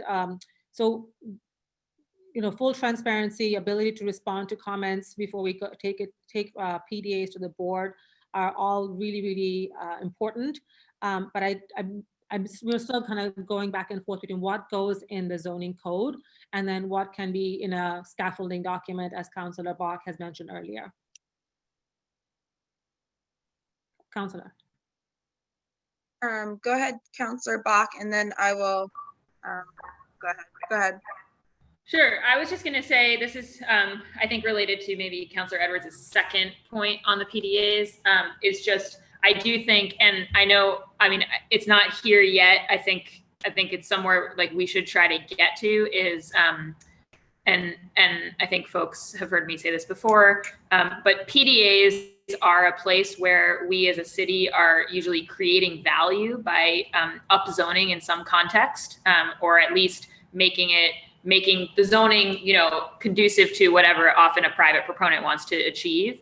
And so because of that, I think there's really an opportunity on the affirmatively furthering fair housing front to have like kind of a higher bar in terms of what we're asking. So I do want to see us putting something in that isn't just, you know, oh, for a PDA, we also do this assessment, but is a little more prescriptive about, and like, you know, you're really going to like follow up with like as Councilor Edwards was saying, part of your mitigation package is related to these fair housing purposes.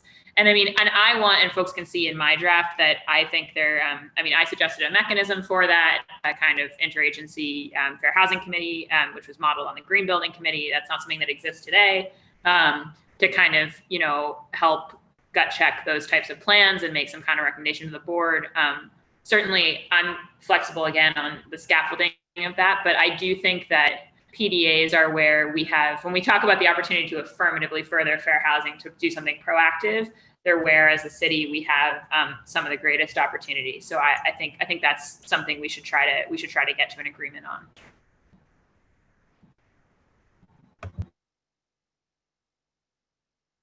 So I would say I would say that what we're really talking about is, again, I think heading in this somewhat same direction where that language belongs, right? Somewhat, I think the BPDA is looking at it being part of an assessment tool for PDAs. And I'm saying it should be part of the standards set for approval in the PDA language.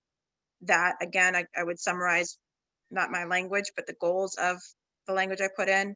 One, that in the statement and purpose section, almost like a preamble, that we require the development review process includes meaningful actions.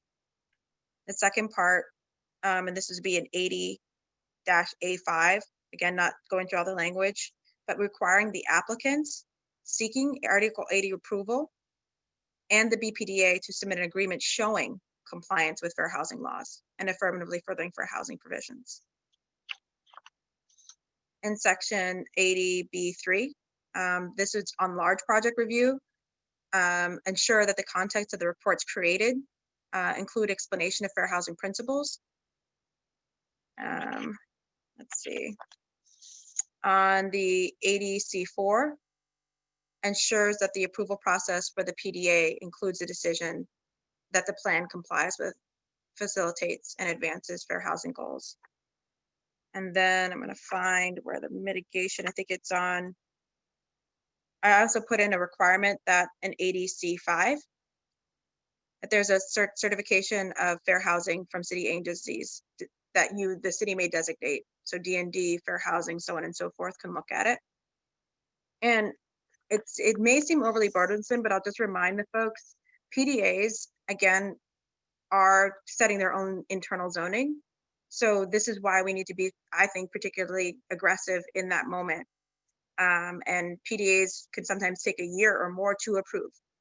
An article or section 80C7 ensure that the PDA plan is only approved if it complies with the city's obligations. So I think I'm trying to really limit or look at the approval process being directly connected. And then I want to say it's mitigation. I put in article, let's see, or section, let's see, 5. I think it's 80. Lays out the process for engagement.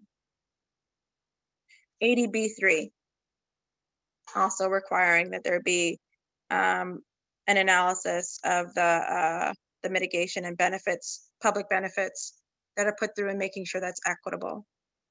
And again, for me, because PDAs are zoning within zoning, I'm just literally the same things that we feel important for the entire zoning code, I want to also see replicated in PDAs. I actually think this is an and, not an or. It's what you have proposed for assessment tools and this language is what I am suggesting, or some version of the language that deals with these issues within the PDA. Let's see. We've already discussed, and I think it's great, the small project review and also the utilities review, and small business, which I wonder if it makes sense to maybe agree to a definition of small business for purposes of this act and zoning. I 100% think their displacement should be analyzed. The other major crux or huge difference is I have a whole section dedicated to East Boston, not just because I live there. not just because I favor my neighborhood, all three of them, but because I wanted to explain what the mindset was, because I don't think you guys included a whole section on 53, right? And I think the reason why is because when we first introduced this was in April of 2019, and we were not sure how or when the approval for Suffolk would happen. So we thought that it would have to be, if you approved it, right, without this, then it would only apply retroactively in terms of amendments, and that's what we were trying to do. Suffolk hasn't been approved yet, and so there might be a way to get that approval for certain standards in our compromise zoning for Suffolk without it having to have its own separate section. East Boston, so that was a timing thing. Thank you, we appreciate that. So, ideally, we get full-on agreement to certain of our compromise understandings, and there's certain documents that the developer will have to commit to for affirmatively further for housing. And if that can happen as the process, then I think that prevents an entire section just dedicated to one neighborhood. And I understand why that looks awkward. And, every single one of us represents a neighborhood that Kenzie is like, why does East Boston get this special treatment? Why is this? But that was why.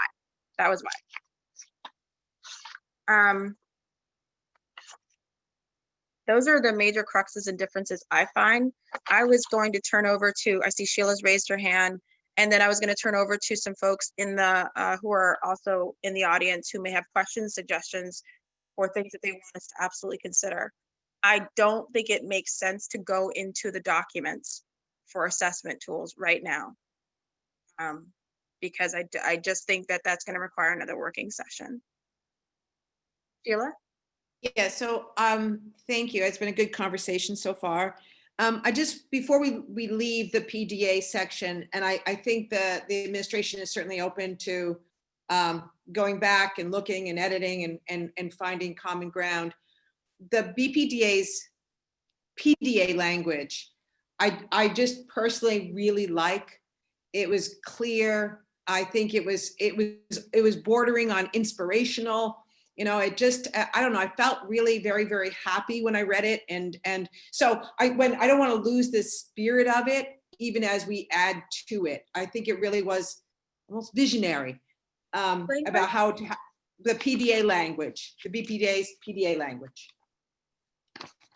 Want to read it? What's that? You want to read it? I mean, sure. Go ahead. In a PDA, the proponent shall engage in a process that takes into consideration the city's goals to affirmatively further fair housing by providing thoughtful analysis of direct and potential indirect displacement. And it goes on, but it calls out, you know, what we hope to achieve, you know, creating or contributing to an integrated and inclusive neighborhood by providing deeper residential and commercial affordability, a diversity of housing types, you know, to accommodate families. I just think it's, anyone picking it up would be able to sort of read it. And anyways, I just, when we go back and forth, I just don't want to lose the clarity of it. So that would be for ADC, and I think that was that part of the scope and the introduction to the PDA?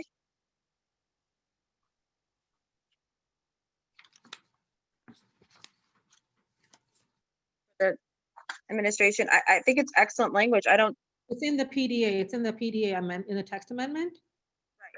Yeah, it's adding a section 3 after paragraph 2, which says PDA master plans. It would add up 2 more paragraphs, 3 PDA master plans and development plans.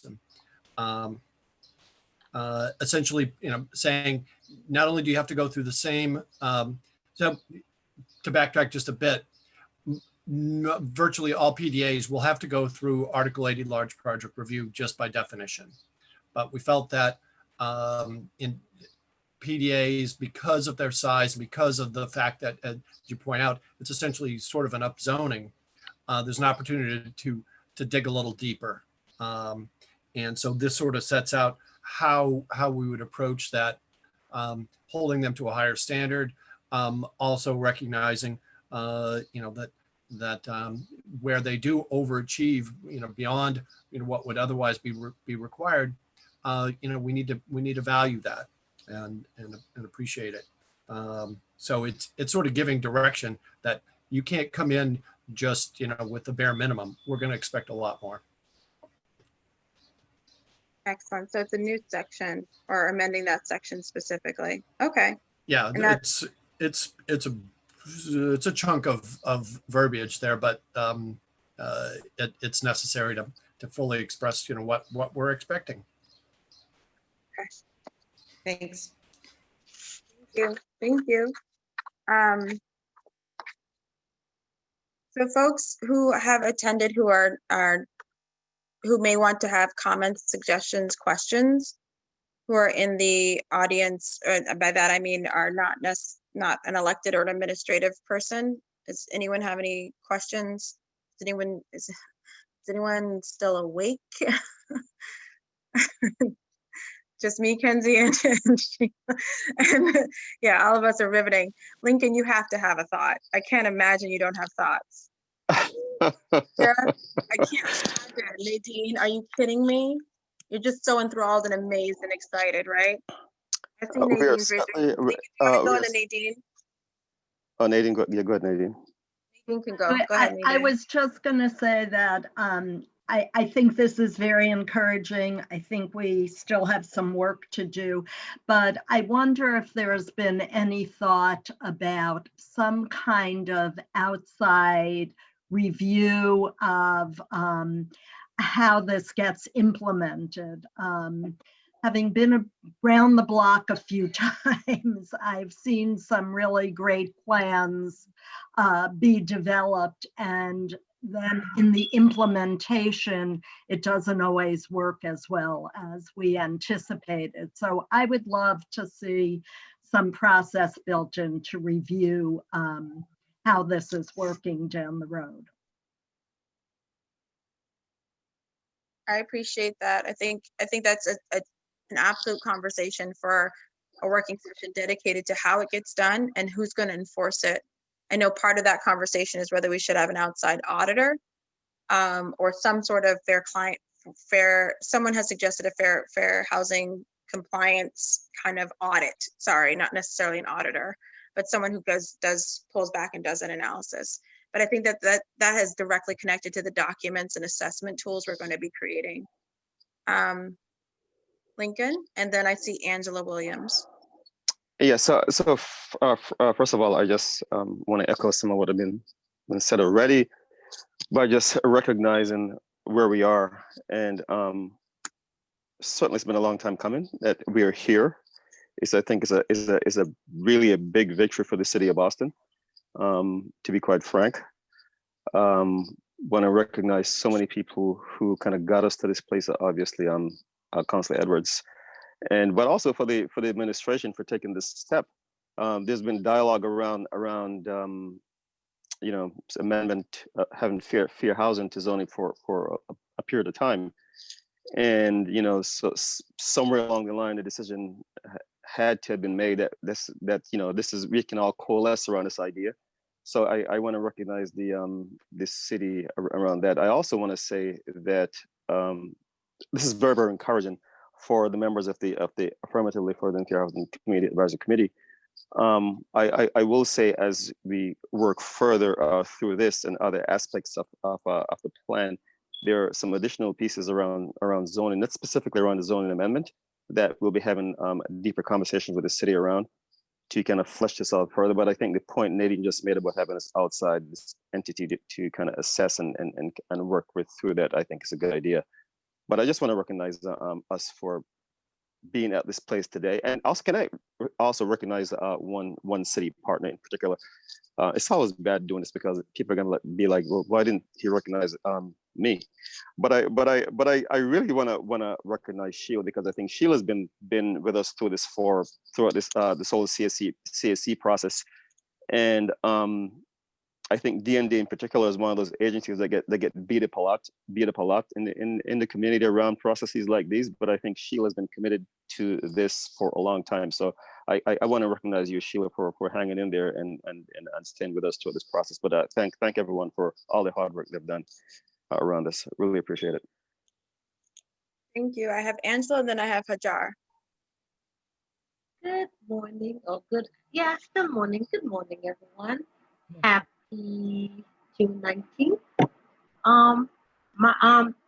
Nadine has addressed one of my concerns, which had to do with the implementation, the oversight, and the enforcement of everything that's being talked about today, the tools, which is bloody awesome. Lincoln has framed it well. A lot of work and thoughts have gone into this, people's time, patient energy, so on and so forth. But without those additional, tools, the implementation, the oversight, and the enforcement, it doesn't go very far. So for that, thank you, Nadine, for bringing that up. I have another question or concern as it relates to housing. Individuals being able to get their pathway to equity. Cliff effect, I haven't heard anyone talk about that, and cliff effect becomes very important when someone has a unit that may be, whether it's Section 8 or, and I'm having a senior moment right this minute because the language is escaping me, in terms of the unit being income restricted.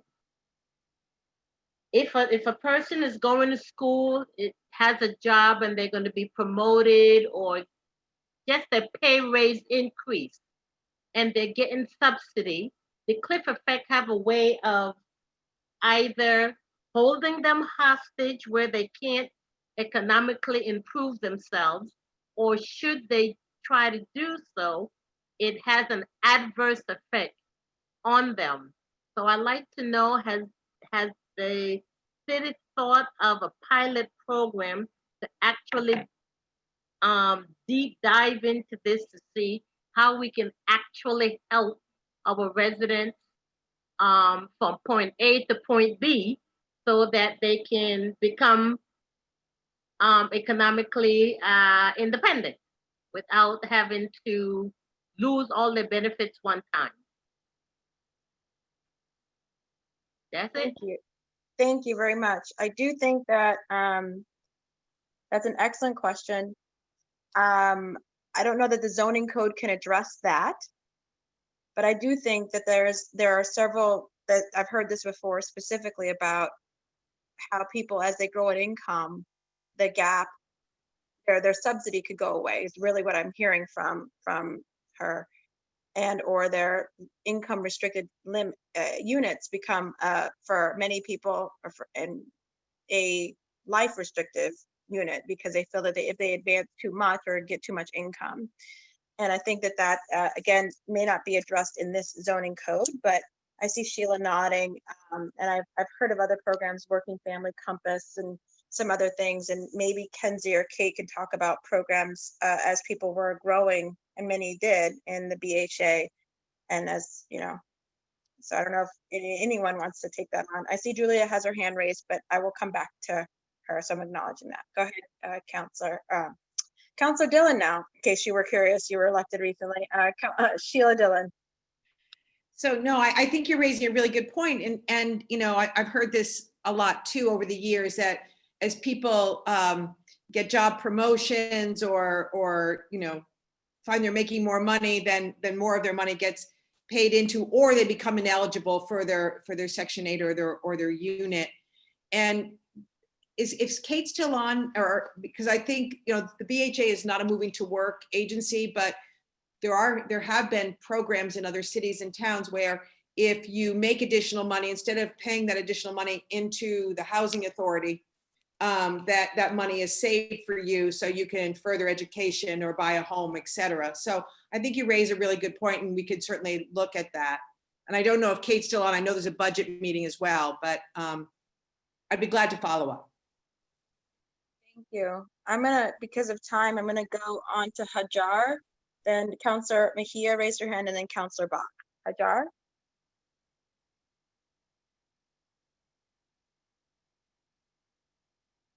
Get off of mute. Let me see if I can help you. Oh, you did it. Okay. I just wanted to say thank you to everybody for your work. It's good to see the BPDA start to move toward a lens that's helpful in really addressing fair housing and affirmatively furthering fair housing.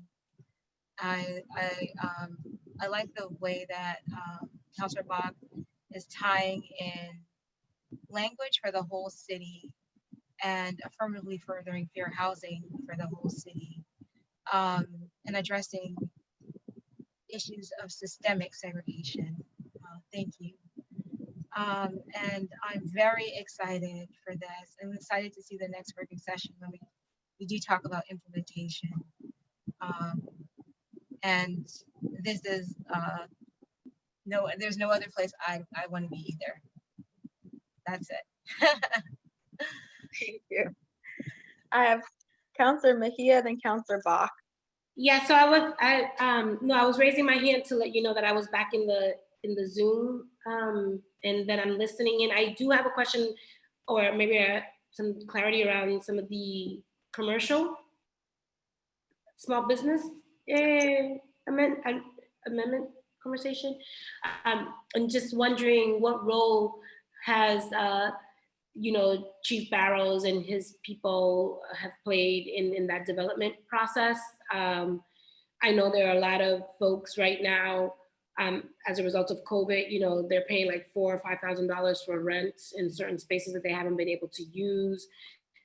Is there a way that we can do a income adjusted type of way for small businesses to be able to rent and or own space based on an income adjusted type of metrics for small businesses? And I'm not sure if that's something that is feasible or is worth looking into considering.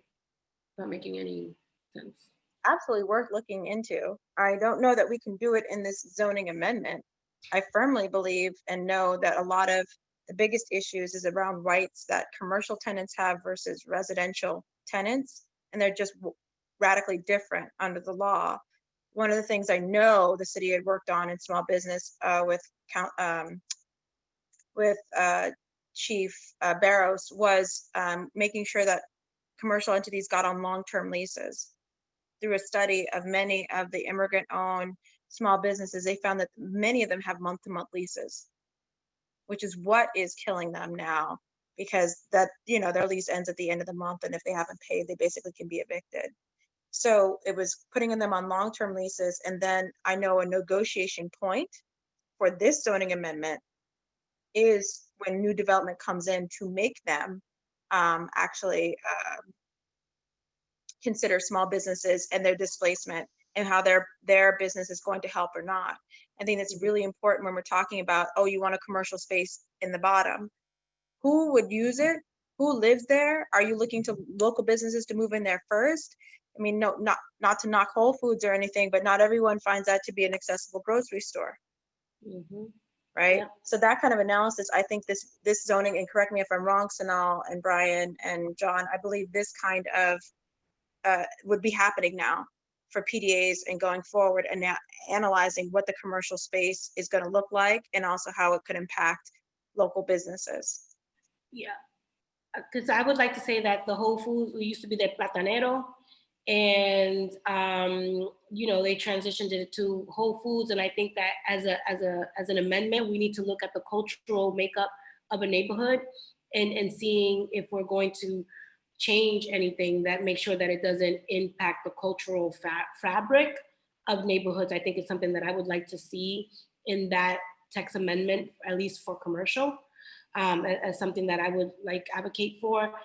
And then the other piece is, I'm always going back to accountability. I'm wondering whether or not this amendment, and if there's any ways for us to kind of have checks and balances where there's, so how we're going to manage the execution of this? Will there be some system in place for accountability, that is there like a small civilian review board? Like, how are we going to hold this accountable, I guess? Because all of these things are really great, but then when you and I move on to other things in our lives, then who's going to be the ones making sure that these things are being upheld? I'm just curious about the process after the implementation. But that's why it's so key that it's put in the zoning law, so that whoever goes to sit and analyze, they have to go back and reference that law and analyze it, period. I see you, Councilor Janey. The other thing is the tool kits that we're going to be talking about extensively in the next working session, and how people are assessed is going to come up. And then finally, making sure that the process is public, and that approval, if they're going to approve it, they've demonstrated, and this is for the BPDA, they will demonstrate all that's been assessed, all the impacts, and how they're going to be mitigated before they approve a PDA or approve a project. But it must be public. Thank you. You're welcome, Councilor Mejia. Councilor Bok and Councilor Janey. Thank you so much, Councilor Edwards. And I'll say, I'm supposed to get out of the habit for speaking for the Boston Housing Authority, but they do indeed have some programs. I used to run one of them that is involved in helping folks who start to make more money stay in their units and save up money for buying a house or other kind of major life moves. And there's also some ways of excluding income, but there are federal limitations that do create those cliff effects. It's a big issue. And I think that actually, as we think, the way I would connect it to this conversation is that as we think about like fair housing mitigations that developers can take, thinking about places where we have a little bit of a cliff effect, even in our IDP units, and just because of the way that we set like an income limit, and then and the way that because IDP units are not based on a 30% scale of your income, like if you your life changes in one direction or the other, you lose a lot of money or you gain a lot of money, suddenly that housing isn't an option for you anymore. And that's, I think it's a limitation on that as opposed to the kind of federally backed vouchers and public housing units. And so thinking about what are the ways that developers could provide some more flexibility for people to move within a range of income while staying in that housing would be like a potential way of thinking about an option for fair housing mitigation. And I'll just say for people, this is in the vein of coming attractions, because to Councilor Edwards' point, we're not really doing this today. But I put into my memo a sort of long list of potential AFFH intervention options precisely. And I think it connects to the zoning because we have to have a place in zoning that says, you know, there's going to be a process by which you not just get analyzed, but sign up to do some things that will help address fair housing in the city of Boston. And then you're held accountable for those. And I think talking about what that menu of options looks like and who evaluates what's reasonable for a project is all a part and parcel of what we have to talk about to circle back on that conversation that Councilor Edwards and the BPDA and I were having before about kind of what's the other shoe dropping with a PDA and how do we hold that accountability. But excited to be having those conversations going forward. And the one other piece, I know advocates have mentioned the sort of outside piece. I'm also interested in the inside piece, in kind of like hiring capacity inside the BPDA. I know that there was just this diversity, equity, and inclusion director position listed. I think that you need somebody. Tim used to be the housing policy manager at the BPDA. I think you need somebody who's managing a fair housing zoning aspect in the BPDA who has expertise in fair housing. So I think those are also complementary conversations that we should be having going forward that aren't about what's written in the zoning code. Thanks so much, Councilor Edwards. Thank you, Councilor Janey.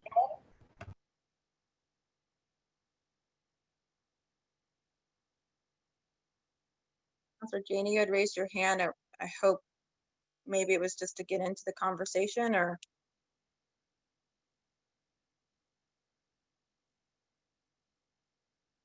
Councilor Janey. Hello? Can you hear me? Now we can. Okay, thank you so much. Just a quick follow-up, and I'm not sure if this is the appropriate conversation to be asking this question, but I wanted to build on Councilor Mejia's questions around business and how the economy plays into this, particularly economic justice issues. One of the things that I'm advocating for, and I know other colleagues are, is planning that allows small business owners to condoize their space. And so I don't know if that's something that would be part of this planning. So we passed this tax amendment, nothing would prohibit us from doing just that, right? Doing more to support small businesses? Not at all. Not Okay. at all. All right. Yeah. All righty. Thank you so much. That was my main question there. I'm looking forward to continuing this. There's so much to sort out and learn. Thank you again, Councilor Edwards.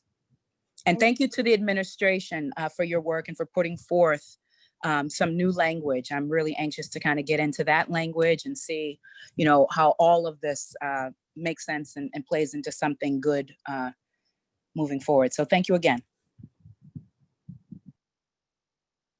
So we're at a little over 2 hours. We did start a little late, so we're probably actually zeroing in on the 2 hours.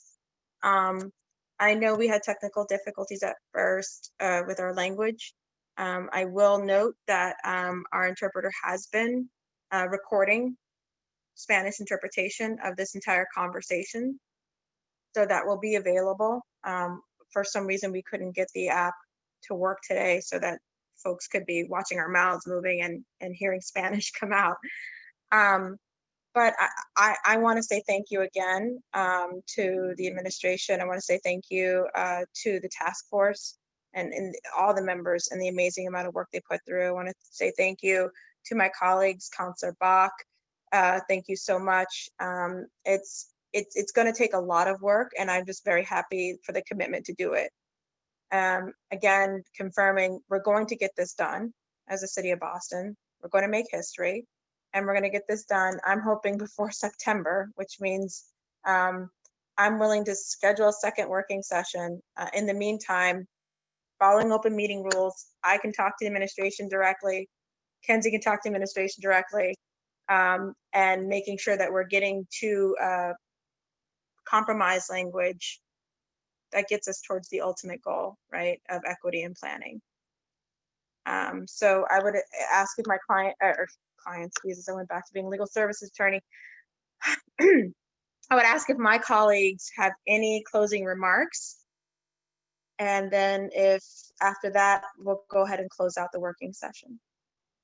We'll go in order of arrival. So Councillor Bok. Thank you, Madam Chair. I just want to again say how excited I am about this and how much, I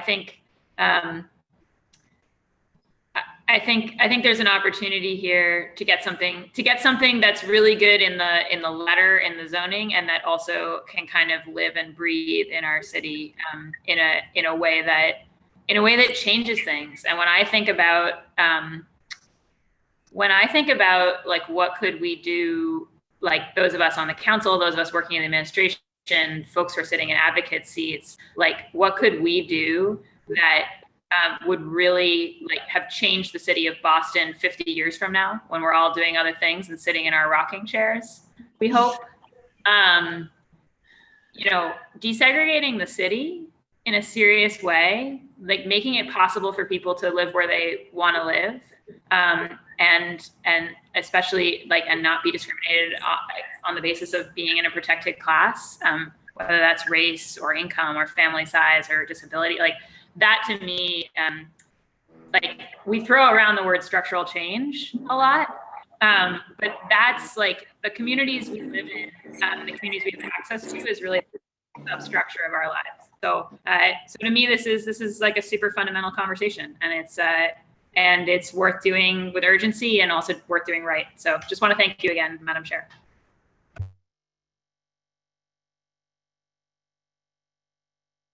You're muted, Madam Chair. Thank you. I believe Councillor Breadon had to go, so Councillor Wu may also no longer be with us. I'm going to go through Councillor Flynn, Councillor Flaherty who had joined us, and Councillor Mejia.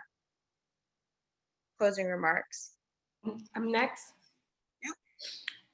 So I just want to say thank you, Councillor Edwards and Bok and the administration and everyone who's participating, and all of our community activists who have been on this ground fighting this fight for so long. And just this being my first term, and to seeing this type of bold action being taken on behalf of issues that we have been screaming and hollering about for centuries, is just super inspiring and exciting. And to see that there is a level of agreement and excitement from across all different departments, it really speaks volumes to your leadership, Lydia, to really courthouse and get everybody on board. So really super excited to just be a part of the conversation and grateful to chime in however I can and here for all of it. Congratulations. Councillor O'Malley may have had to leave, and then Councillor Janey, wasn't sure if she was able to stay. She may also had to leave. I think there was a meeting. So thank you all. I'm here. I'm sorry. Councillor I Janey, just want to echo what Councillor Mejia said. I mentioned you and our colleagues in the administration, but really the advocates, the residents at neighborhood associations, particularly in my district. Like, I am really blessed that we have so much activism in our district, and particularly now. This is how we're going to get this work done. So thank you guys for being at the table. Shout out to Angela. Heard you on the call earlier. So thank you again, Madam Chair. Looking forward to continuing the conversation. Thank you guys so much. With that, I want to say thank you again. I will be setting up a second working session, and we'll be working in between those sessions to make sure that what we present is, again, pushing the ball forward. So everyone else, I've called on all my colleagues. I want to say thank you and have a good day. With that, this working session is over. Bye-bye. Well.